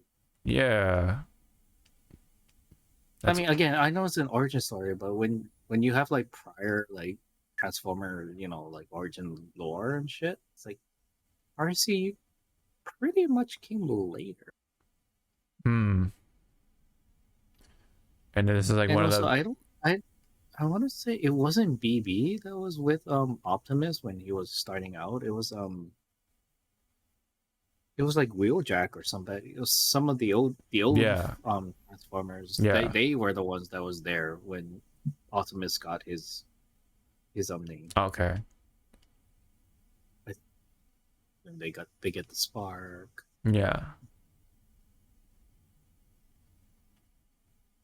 Here you go, kids. I just implanted my egg in you. What? Nothing. It's like what? Nothing. What? No, no, nothing. Yeah, the face, man. Oh man, just It's like the face is too big for the helmet. or something. I think yeah, like the shape or I don't know. Like I get that they're trying to like do the thing from what was it, Prime, that was on Netflix. Yeah, kind of like that. I didn't mind it there that time, but here it's like I don't know, it's just not translating well. But man, the graphics look really good though. But it's just a shame that the overall art style isn't like the greatest. And yes, they can transform into the pink. Oh, and then you get the wheels.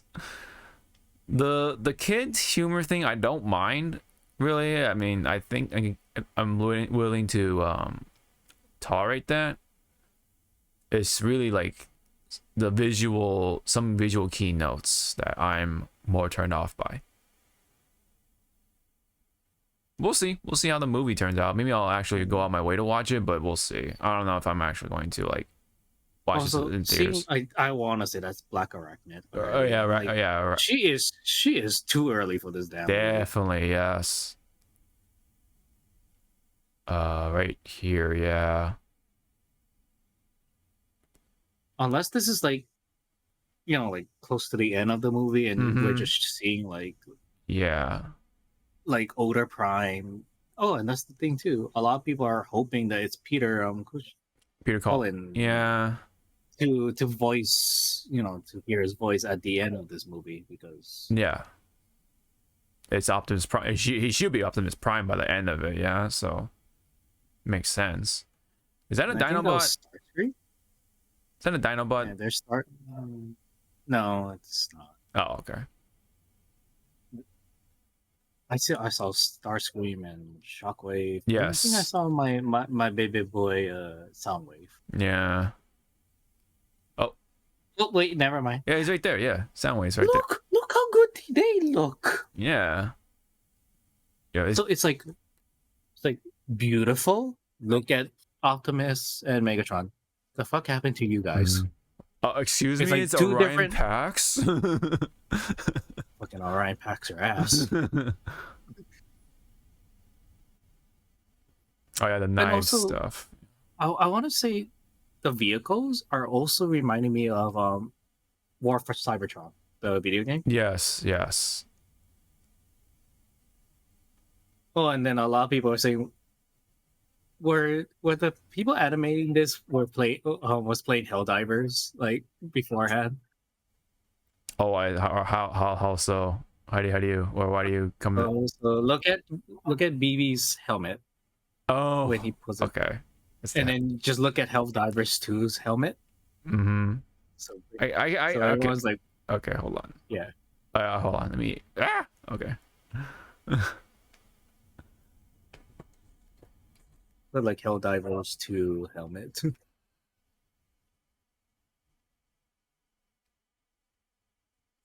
Oh, right here. See, a lot of people was like, were they playing Helldivers?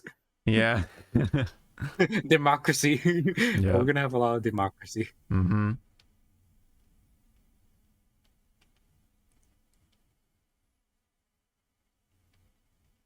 Yeah, it actually does look like Helldivers.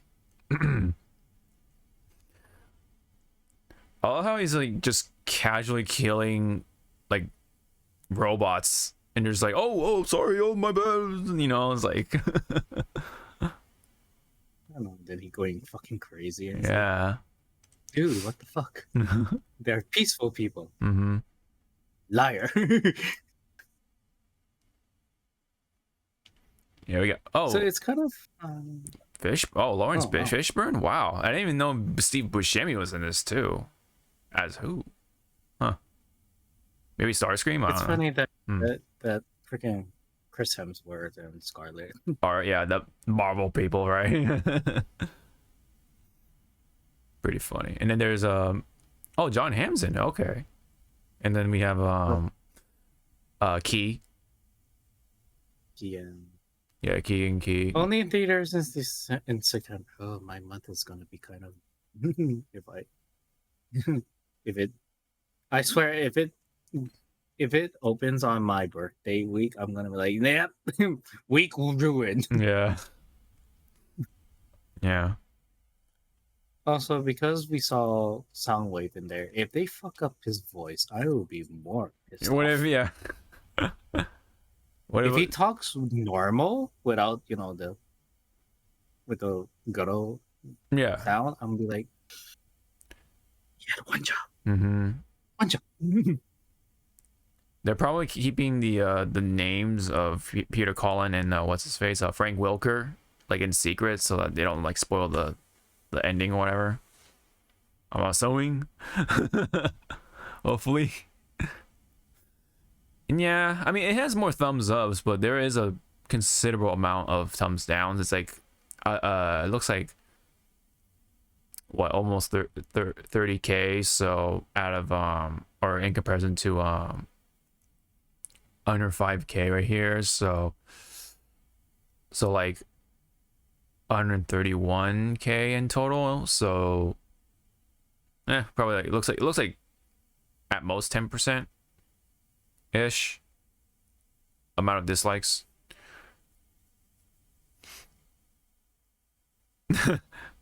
Chris Hemsworth and Optimus Prime before his ball bearings dropped. It's funny. I understand people are complaining, but I'm glad we're getting a Transformers movie without humans. Yeah, I think it's been a long time since we actually had just like a solo Transformers movie, if at all.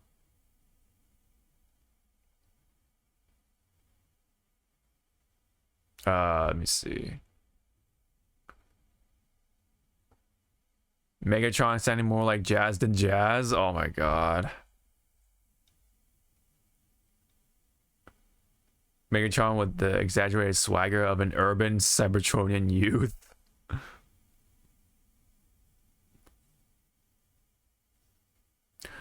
Megatron was a gladiator before he became the leader of the Decepticons. Orion Pax was a scholar. Yes, that's right. That is right.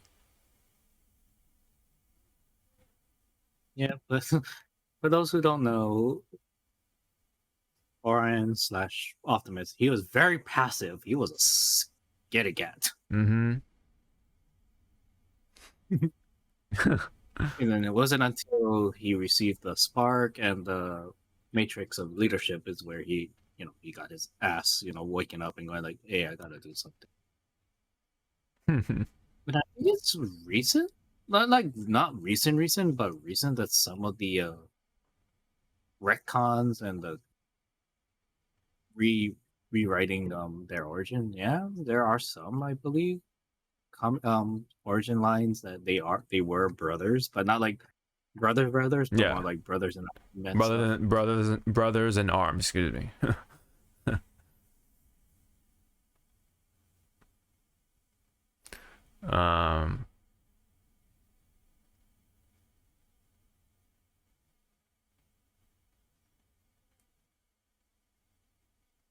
Let me see.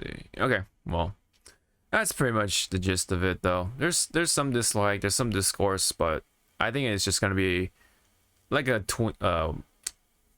kids movie / maybe tweens, maybe even teens type of movie.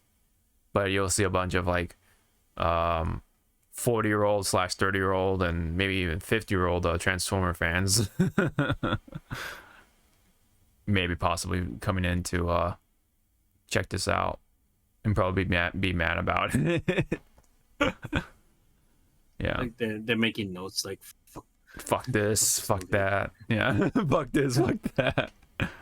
Fuck you. I'm like, what? What are you talking to? Why? Why did they make her this? Like they're doing the whole Midoriya like Oh, the murdering. muttering, mur- yes. But if he's like this, but it's but why? But he could have been like this, but they had a missed opportunity. He could have been like this, but then they made him like that. Therefore, oh man. All right. Couple other things for the entertainment side of things. So yeah, so season 2 is officially renewed, we have officially renewed for Fallout Amazon series, or Amazon's Fallout. Glad to see it. I thought it was really cool for what it was. I think like even with all the retconning and stuff like that, at least it nails the tone of the show, of the original story, right? The tone is there, like the violence, the what do you call the odd like happy-go-lucky kind of thing, even though there's like fucking people dying and getting killed and getting decapitated and shot and blown to pieces kind of thing. And then on top of the nuclear radiation stuff. Yeah, so I like it. Zawa, you said you only watched 2 episodes thus far. Yeah. But yeah, I think you'll definitely like it for the most part. So get going. So yeah, but it does raise the question though. And I'd like to ask you, Zawa, do you prefer when streaming series drops weekly episodes or drops everything at once? I guess it depends on the show. Like Yeah. for like X-Men right now, I think they want you to just because some episodes there are a lot of shit happens in that one episode, so they kind of want you to digest. Yeah, they want you to process it. Yeah. And because the show is only like 30 minutes long, they kind of have that little leeway. And it's also for a nostalgia reason because of. Yes. But for like longer shows, like the hour-long shows, or almost the long-hour shows, me personally, I prefer them to be released all at once. But again, it depends on the show. Like, 'cause Yes. if we go like with Game of Thrones or House of the Dragon, which is the um origin story of, or the origin events that takes place before Game of Thrones. Yeah. Those are good as weekly because again, there's so much. Even though it's an hour, there's so much shit you gotta digest Yeah. and put together, and then just give the fans of those shows conspiracy theory. Craft some theories and stuff. Yeah. But yeah, I think overall it depends on the show. But when it's like released initially, I prefer 2 episodes Yeah. release. But if you go like 3 episodes, you're kind of pushing it Yeah. because then it's like, let's say your show is like 8 episodes long, and you release 3. Somewhere you're gonna have to make that big like break so you can have. Right. Yeah. Or like modern nowadays, like viewing purposes and stuff. Yeah. Because, everyone has like either they're busy or they're trying to just get on with their lives. They don't have time. Yeah, all at once is good, so they have their own pacing instead of like, I gotta wait. I gotta wait for this one episode. Though, if we go with anime terms, Yes. releasing everything at once. Imagine they did that to One Piece right now with the current arc. Just That would be everything at once. weird. Yeah, actually. It would be weird, right? It would be weird. But for like those short animes that are the one shots, like Yes. at least. Oh, there are some weird one shot animes that you think it stops at 15 Yeah. at the most, but it goes up to 25, and you're like, what the hell is this? Mm-hmm. Actually an entire like anime series? Yeah. Like, yeah. I think it just boils down. It depends on the show and its audience. For sure. For sure. Yeah. Huh. It is a tough one because it both have their pluses and minuses, right? Or their pros and cons, right? Because like you're saying, like if it's weekly, you have time to digest it, really like craft all these theories and like, oh yeah, what's gonna happen? Like all the anticipation is definitely there to really hype up like some characters or just the story in general. Whereas when it comes to all at once, there are times where just like, oh man, I gotta watch the next one. I gotta watch the next one. I can't stop. That type of stuff. Yeah, but that's the bad thing because Mm-hmm. with when they release all at once, sometimes when you start, Mm-hmm. it's like it's 10 in the morning. I'm fine. Look at the clock again. Why is it 2 a.m. the next day? Yeah. It's like, Mm-hmm. because that's what happens a couple of times. We binge watch something that we didn't even know we were binge watching. Yeah. Yeah, for and sure. that's like kind of like the scary thing, the scary part when you have that realization. Is like, Yeah, oh when you're god. given the luxury of having these many episodes, you're going to lose track of time for sure. But then that also brings up the point, like for the ones that waits for the series to finish, then they watch it. Right. But then they will be like too late to join like the conversations. Yes, that, the everyone train, knows. right? The train has already left by that time. Yeah, the train already left. Everyone got their SSR. You're only now getting your R's. Mm. I Yeah. was trying to add some Honkai Rail shit because train. Mm-hmm. I get it. Yeah, it's definitely hard to say for me as well of which one should be one way or over the other kind of thing. Because yeah, it definitely depends on how the show is being paced and then written. Like if it's like X-Men for example, it makes sense to be weekly because that's how it was back in the day. Like it's for nostalgia reasons, such like that. They could have dropped all this stuff at once, and that could have definitely.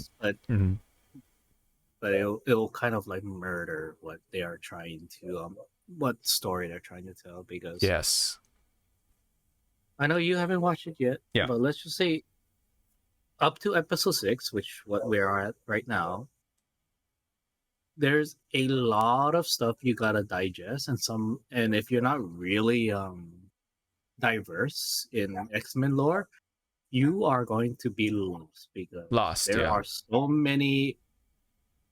many comic book lines they are interweaving into this show, and also this show kind of, but not really. It's kind of like tripping on itself of calling back to like the actual 90s X-Men and saying like the reason why this event is happening is because of episode number 15 of season 3. Mm-hmm. It's like those little connections, like if you weren't really diverse in the X-Men show, you wouldn't like catch it at first. Right. And because, well, for me, I'm a fucking nerd, so I did watch the X-Men cartoon. Yeah. Like there was this one point in one of the episodes, they made a big callback to a certain season and episode number. I'm like, wow, it really looks like you guys did your homework. Like you guys really doing a connection. Mm-hmm. I mean, but it's the same thing like with like anime. Like look at One Piece. Yes. How many like callbacks did they do throughout like each arc to connect the other arc to make it not like Yeah. And that's what I like about One Piece. Each arc is not like a one and done. Like they don't reference this at all. No, they call back onto like, hey, remember on this island I kicked your ass? Yeah, good times. Yeah, they all connect. They like have a reason to be there. It all helps build, right? the building blocks. build. Yeah. Yeah, that's but with One Piece, some of the fillers S works, and some it's like it's just there. Well, but again, that's One Piece. Yes. One Piece was doing the whole Gintama thing. Yeah. Going too far ahead with the manga. Okay, let's go this way. Okay, manga's back up. Oh, manga. Yeah. Back. Yeah, but whatever fucking reason, it has to be a weekly anime series, so they just can't take a break or whatever. It's gotta be weekly, man. You know, every fucking week it's gotta be One Piece or whatever. You know. But yeah, it really So overall, I think it really depends. Like in the case of Fallout, I think I was okay that being all at once. It definitely felt like a long ass movie for sure. There wasn't like, well, maybe because all the episodes were already there.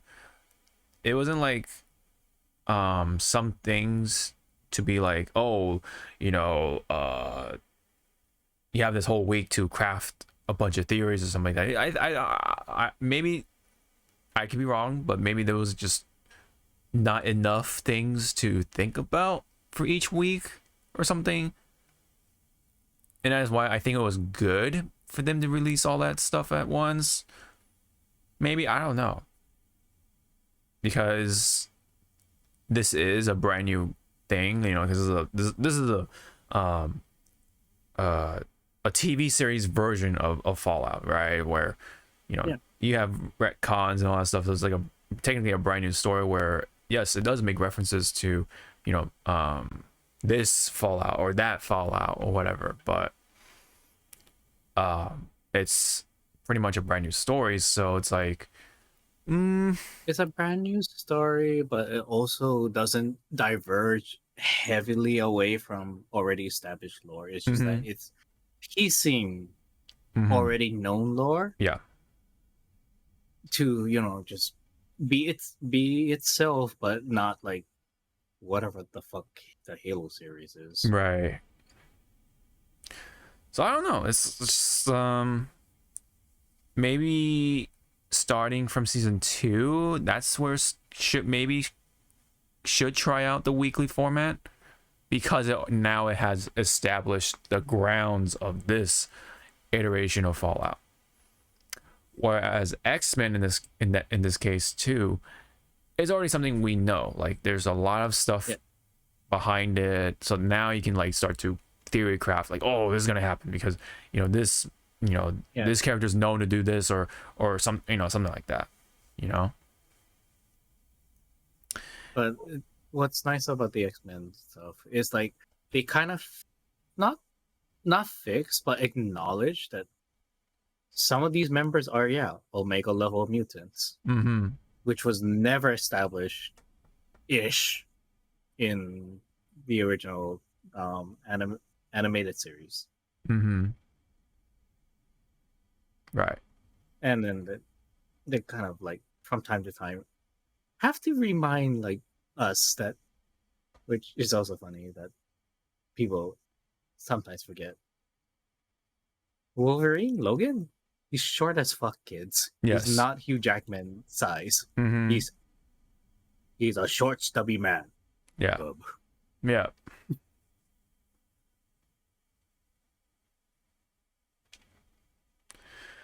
Well, in any case, I think they both have their place. I don't know if that promotion picture is a spoiler.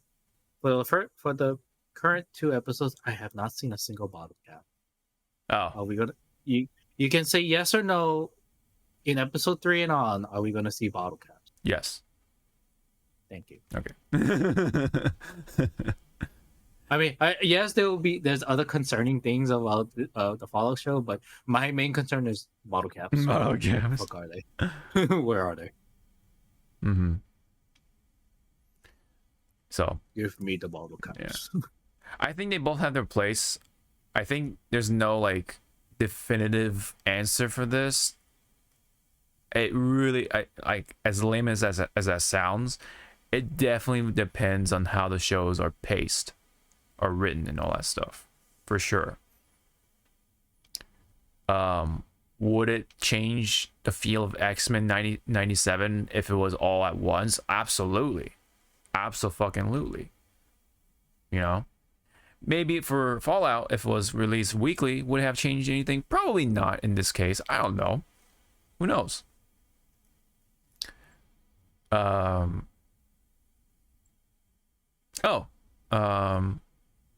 Was Arcane three episodes a week? You remember? I never even.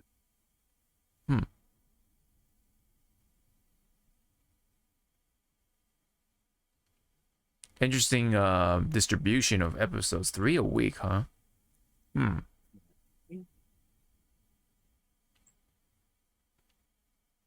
think because Arcane was like one of the testing grounds for Riot,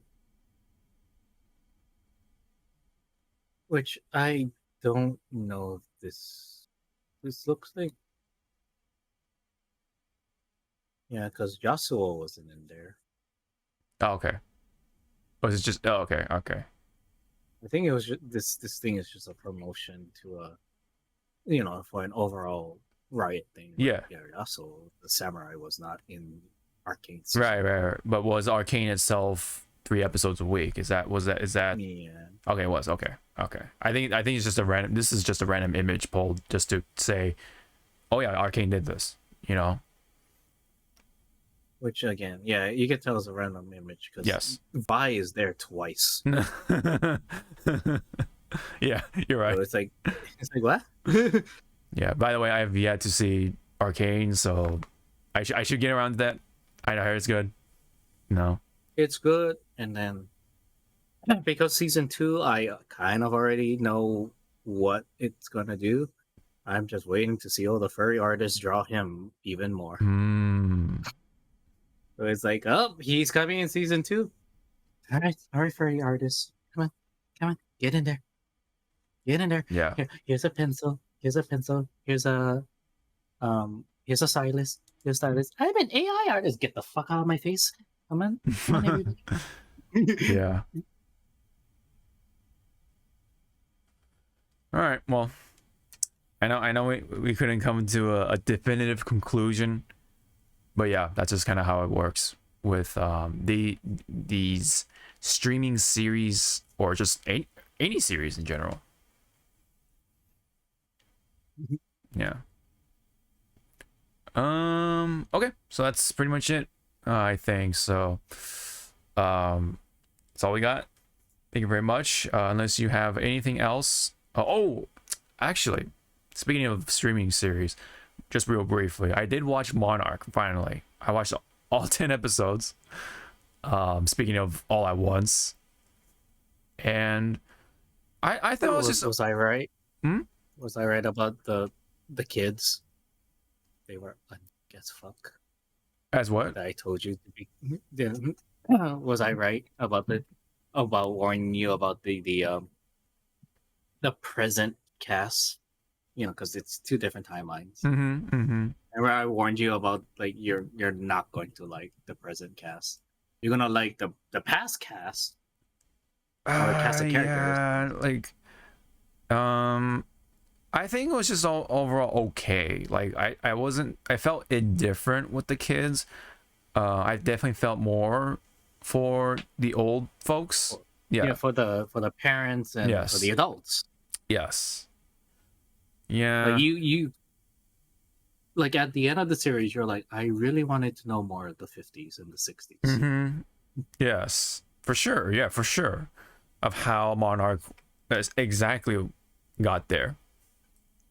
Whereas it's kind of just like, this story about like, oh yeah, these kids are trying to find their missing dad or something. It's just like, okay, but I want to know what's going on with Monarch, right? And I don't know. Yeah. But just seeing the father and son, Kurt Russell and Wyatt, playing the exact same characters, like you would almost like believe, like, damn, yeah, if that wasn't your son playing you, That's one damn good actor. And then I Yeah. had to remind myself, wait, why we're so holy shit, you're not Captain America. Yeah, You're, a U.S. agent. I was like, oh yeah. shit! I didn't even realize U.S. agent is played by Kurt Russell's son. Like, I didn't even make that connection until I watched this fucking show. It's like, what? You know? And I was like, it's like, whoa. Yeah. That kind of Like, that blew my you mind. just turned into a fucking T'Challa. Mhm. Get this man a shield. Mhm. Actually, do not give him a shield. Mhm. Yeah. Yeah. Yeah. No, But that yeah, was so where Monarch ends is supposed to be technically the beginning of Godzilla Godzilla Kong. Yes. Yeah. Yeah. I watched all the way, and I on a technical level, that's where so season 2 of Monarch, hopefully it does the well, I don't think they can do the going into the past anymore. It's not No. gonna be straight future. No. They have to Actually, keep no, they can do a little bit of the past because just a little bit. we Yeah. can see how Monarch were making all the containment for like Rodon, Mhm. making the ice base for King Ghidorah, Mhm. Monster Zero.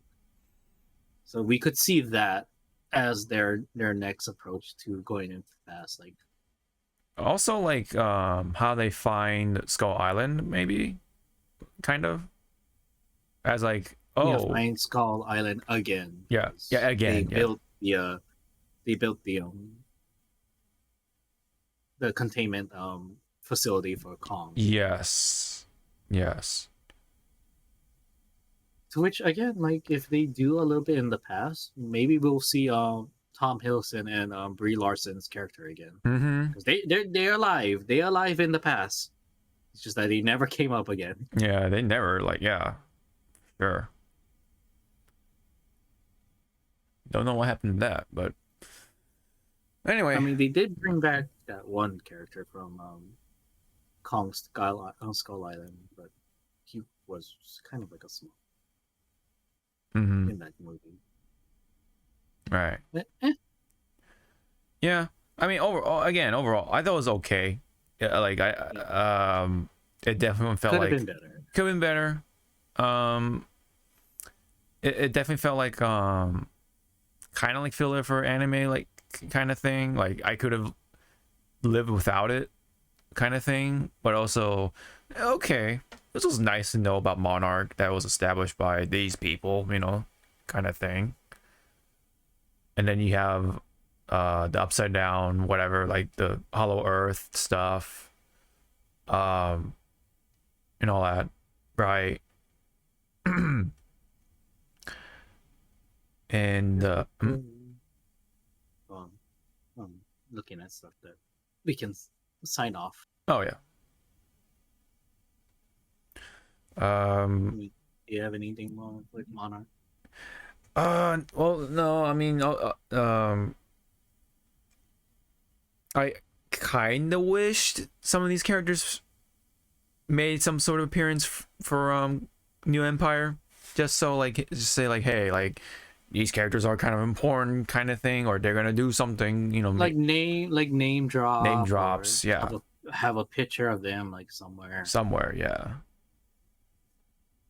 All right, they're gonna be key people for the future MonsterVerse movies, kind of thing, possibly. Well, I guess we'll see with season 2 of Monarch of where that's gonna go. And I definitely didn't go in thinking like, oh yeah, I'm gonna get all these monster battles or anything like that. I was, definitely looking at what I was just seeing. Like, okay, like it's just a story about how Monarch started, but also this big story on like K and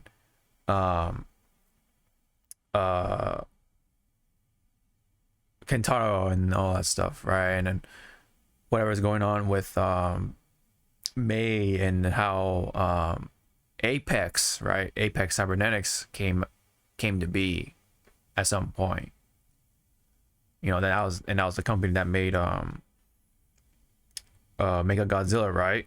So yeah, they grabbed what was it? You know, Ghidorah's fucking head and shit.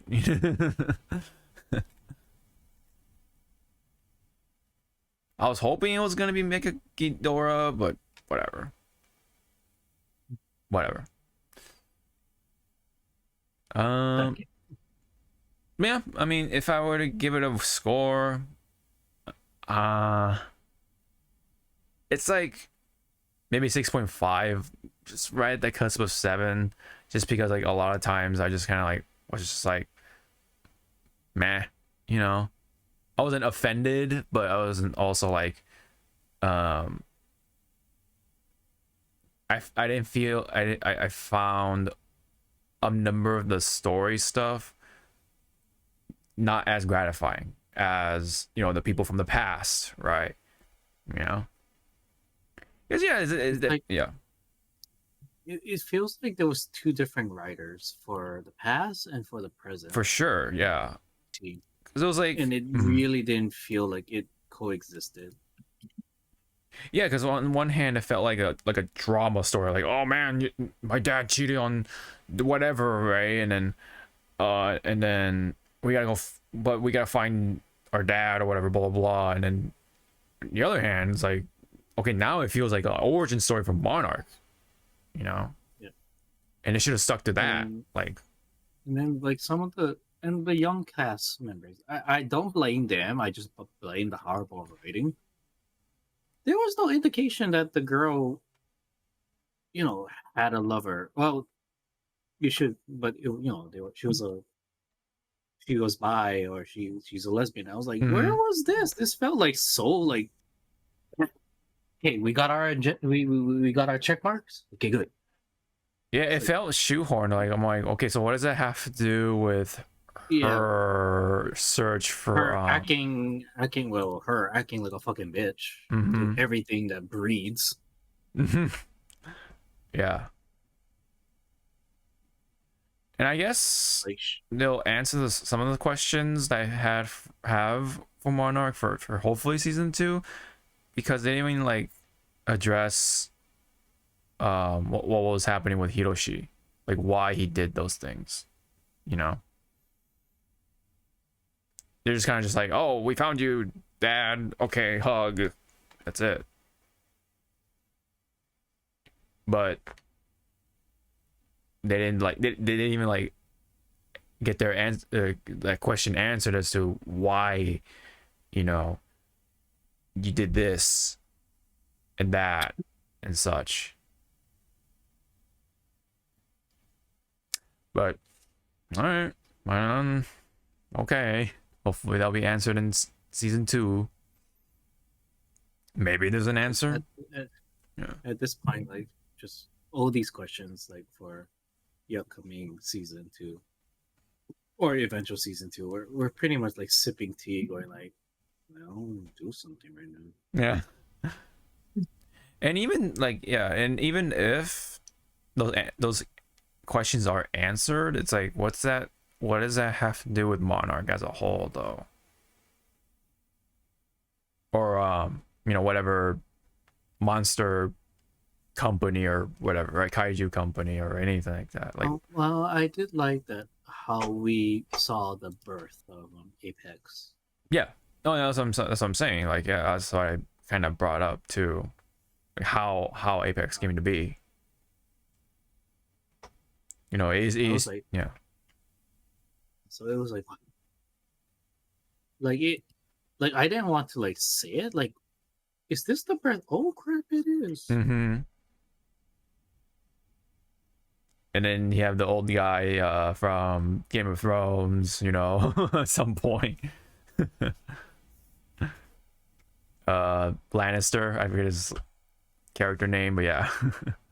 Oh, Tywin Lannister. Tywin Lannister, yeah. It in in the Monarch universe, he's the eco terrorist. Yeah. Yeah, I remember that. But again, it could have been better or written better for like the present cast. Like the only one that I want to say that was carrying it, like you can tell his back was fucking breaking, was Kurt Russell. Oh yeah, for sure. Yeah. He was like, you could tell like he was like, okay, guys, I know I'm a good established actor, but goddamn, get off my back.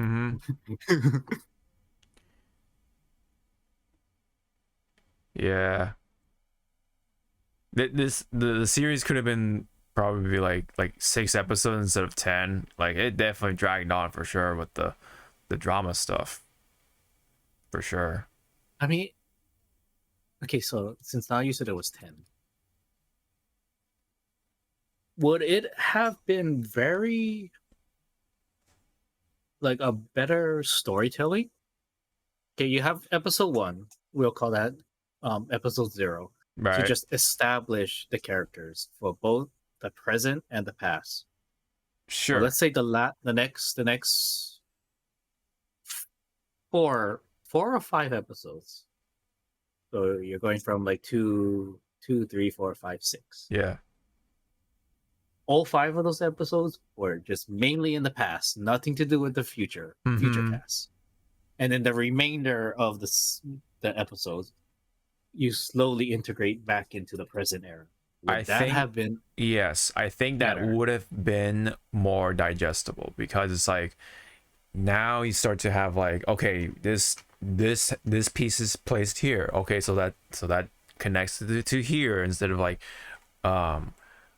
they're at, okay, the kids are at this point. Okay, now go back to here, like in this part of the point of the past. That's the part I fucking was like going like, I don't like this like time jumping shit. Like it's a little overbearing. Yeah, it's like Sonic 06. Wow, we're gonna go to this level. Now loading. Here's this random ass shit that does nothing to the story. Okay, now we're back. It's like, what? Yeah. I think that was probably the biggest downfall, is just that it was just too much back and forth.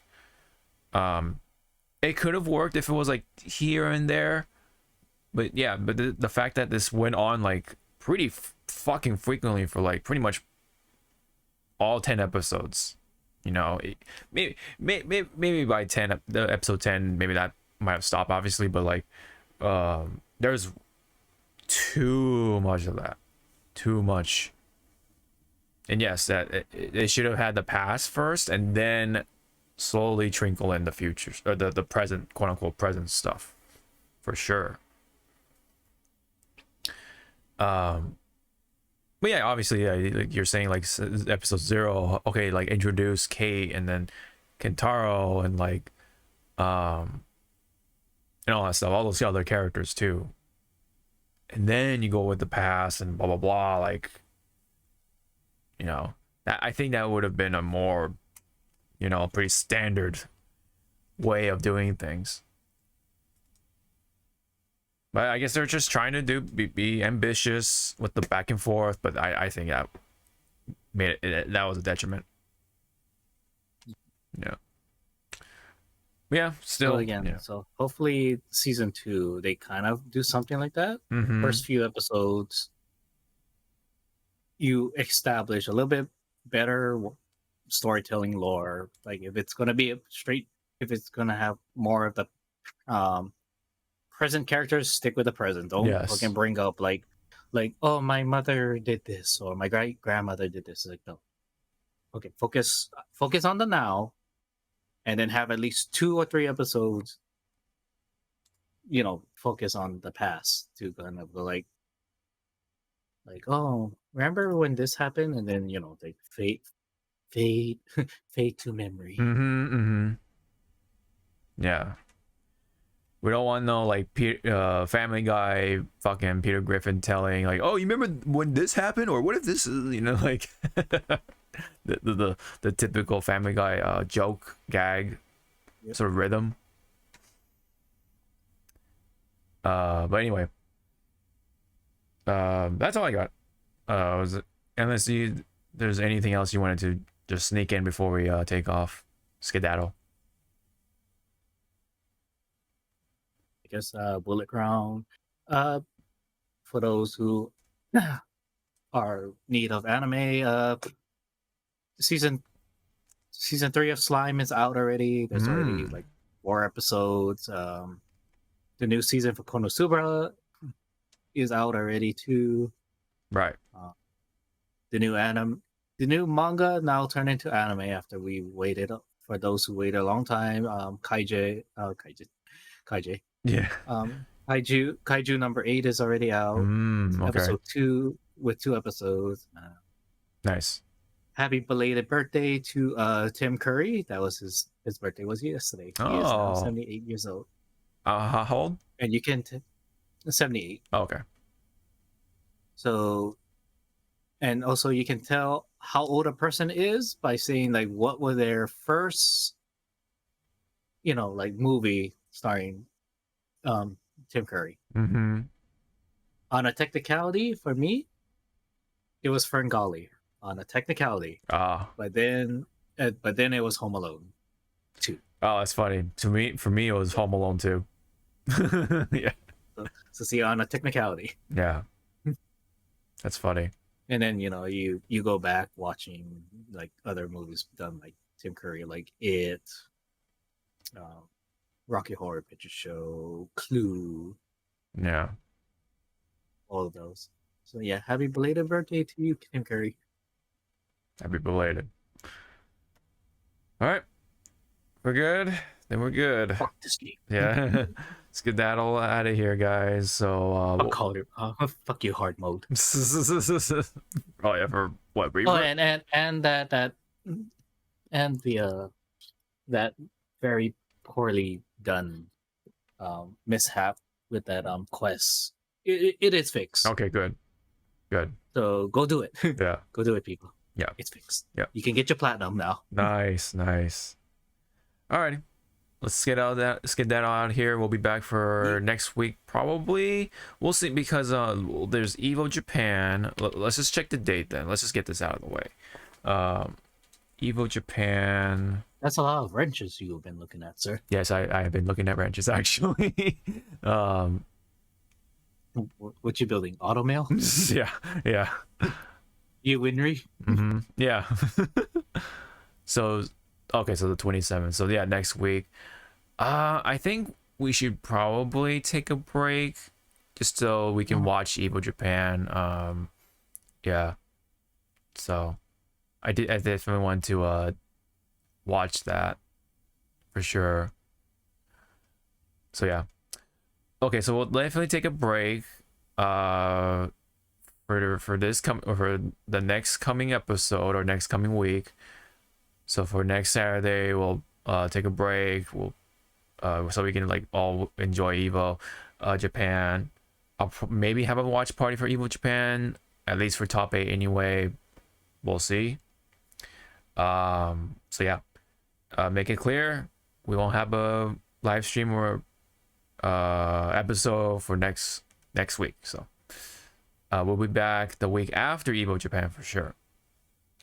So I think with that means we'll be back on the May 4th of May for sure.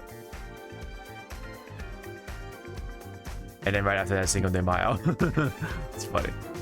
Anyway, all right. So next week we'll take a break. But until then, next week after that, we'll see you guys in the next one. Bye bye.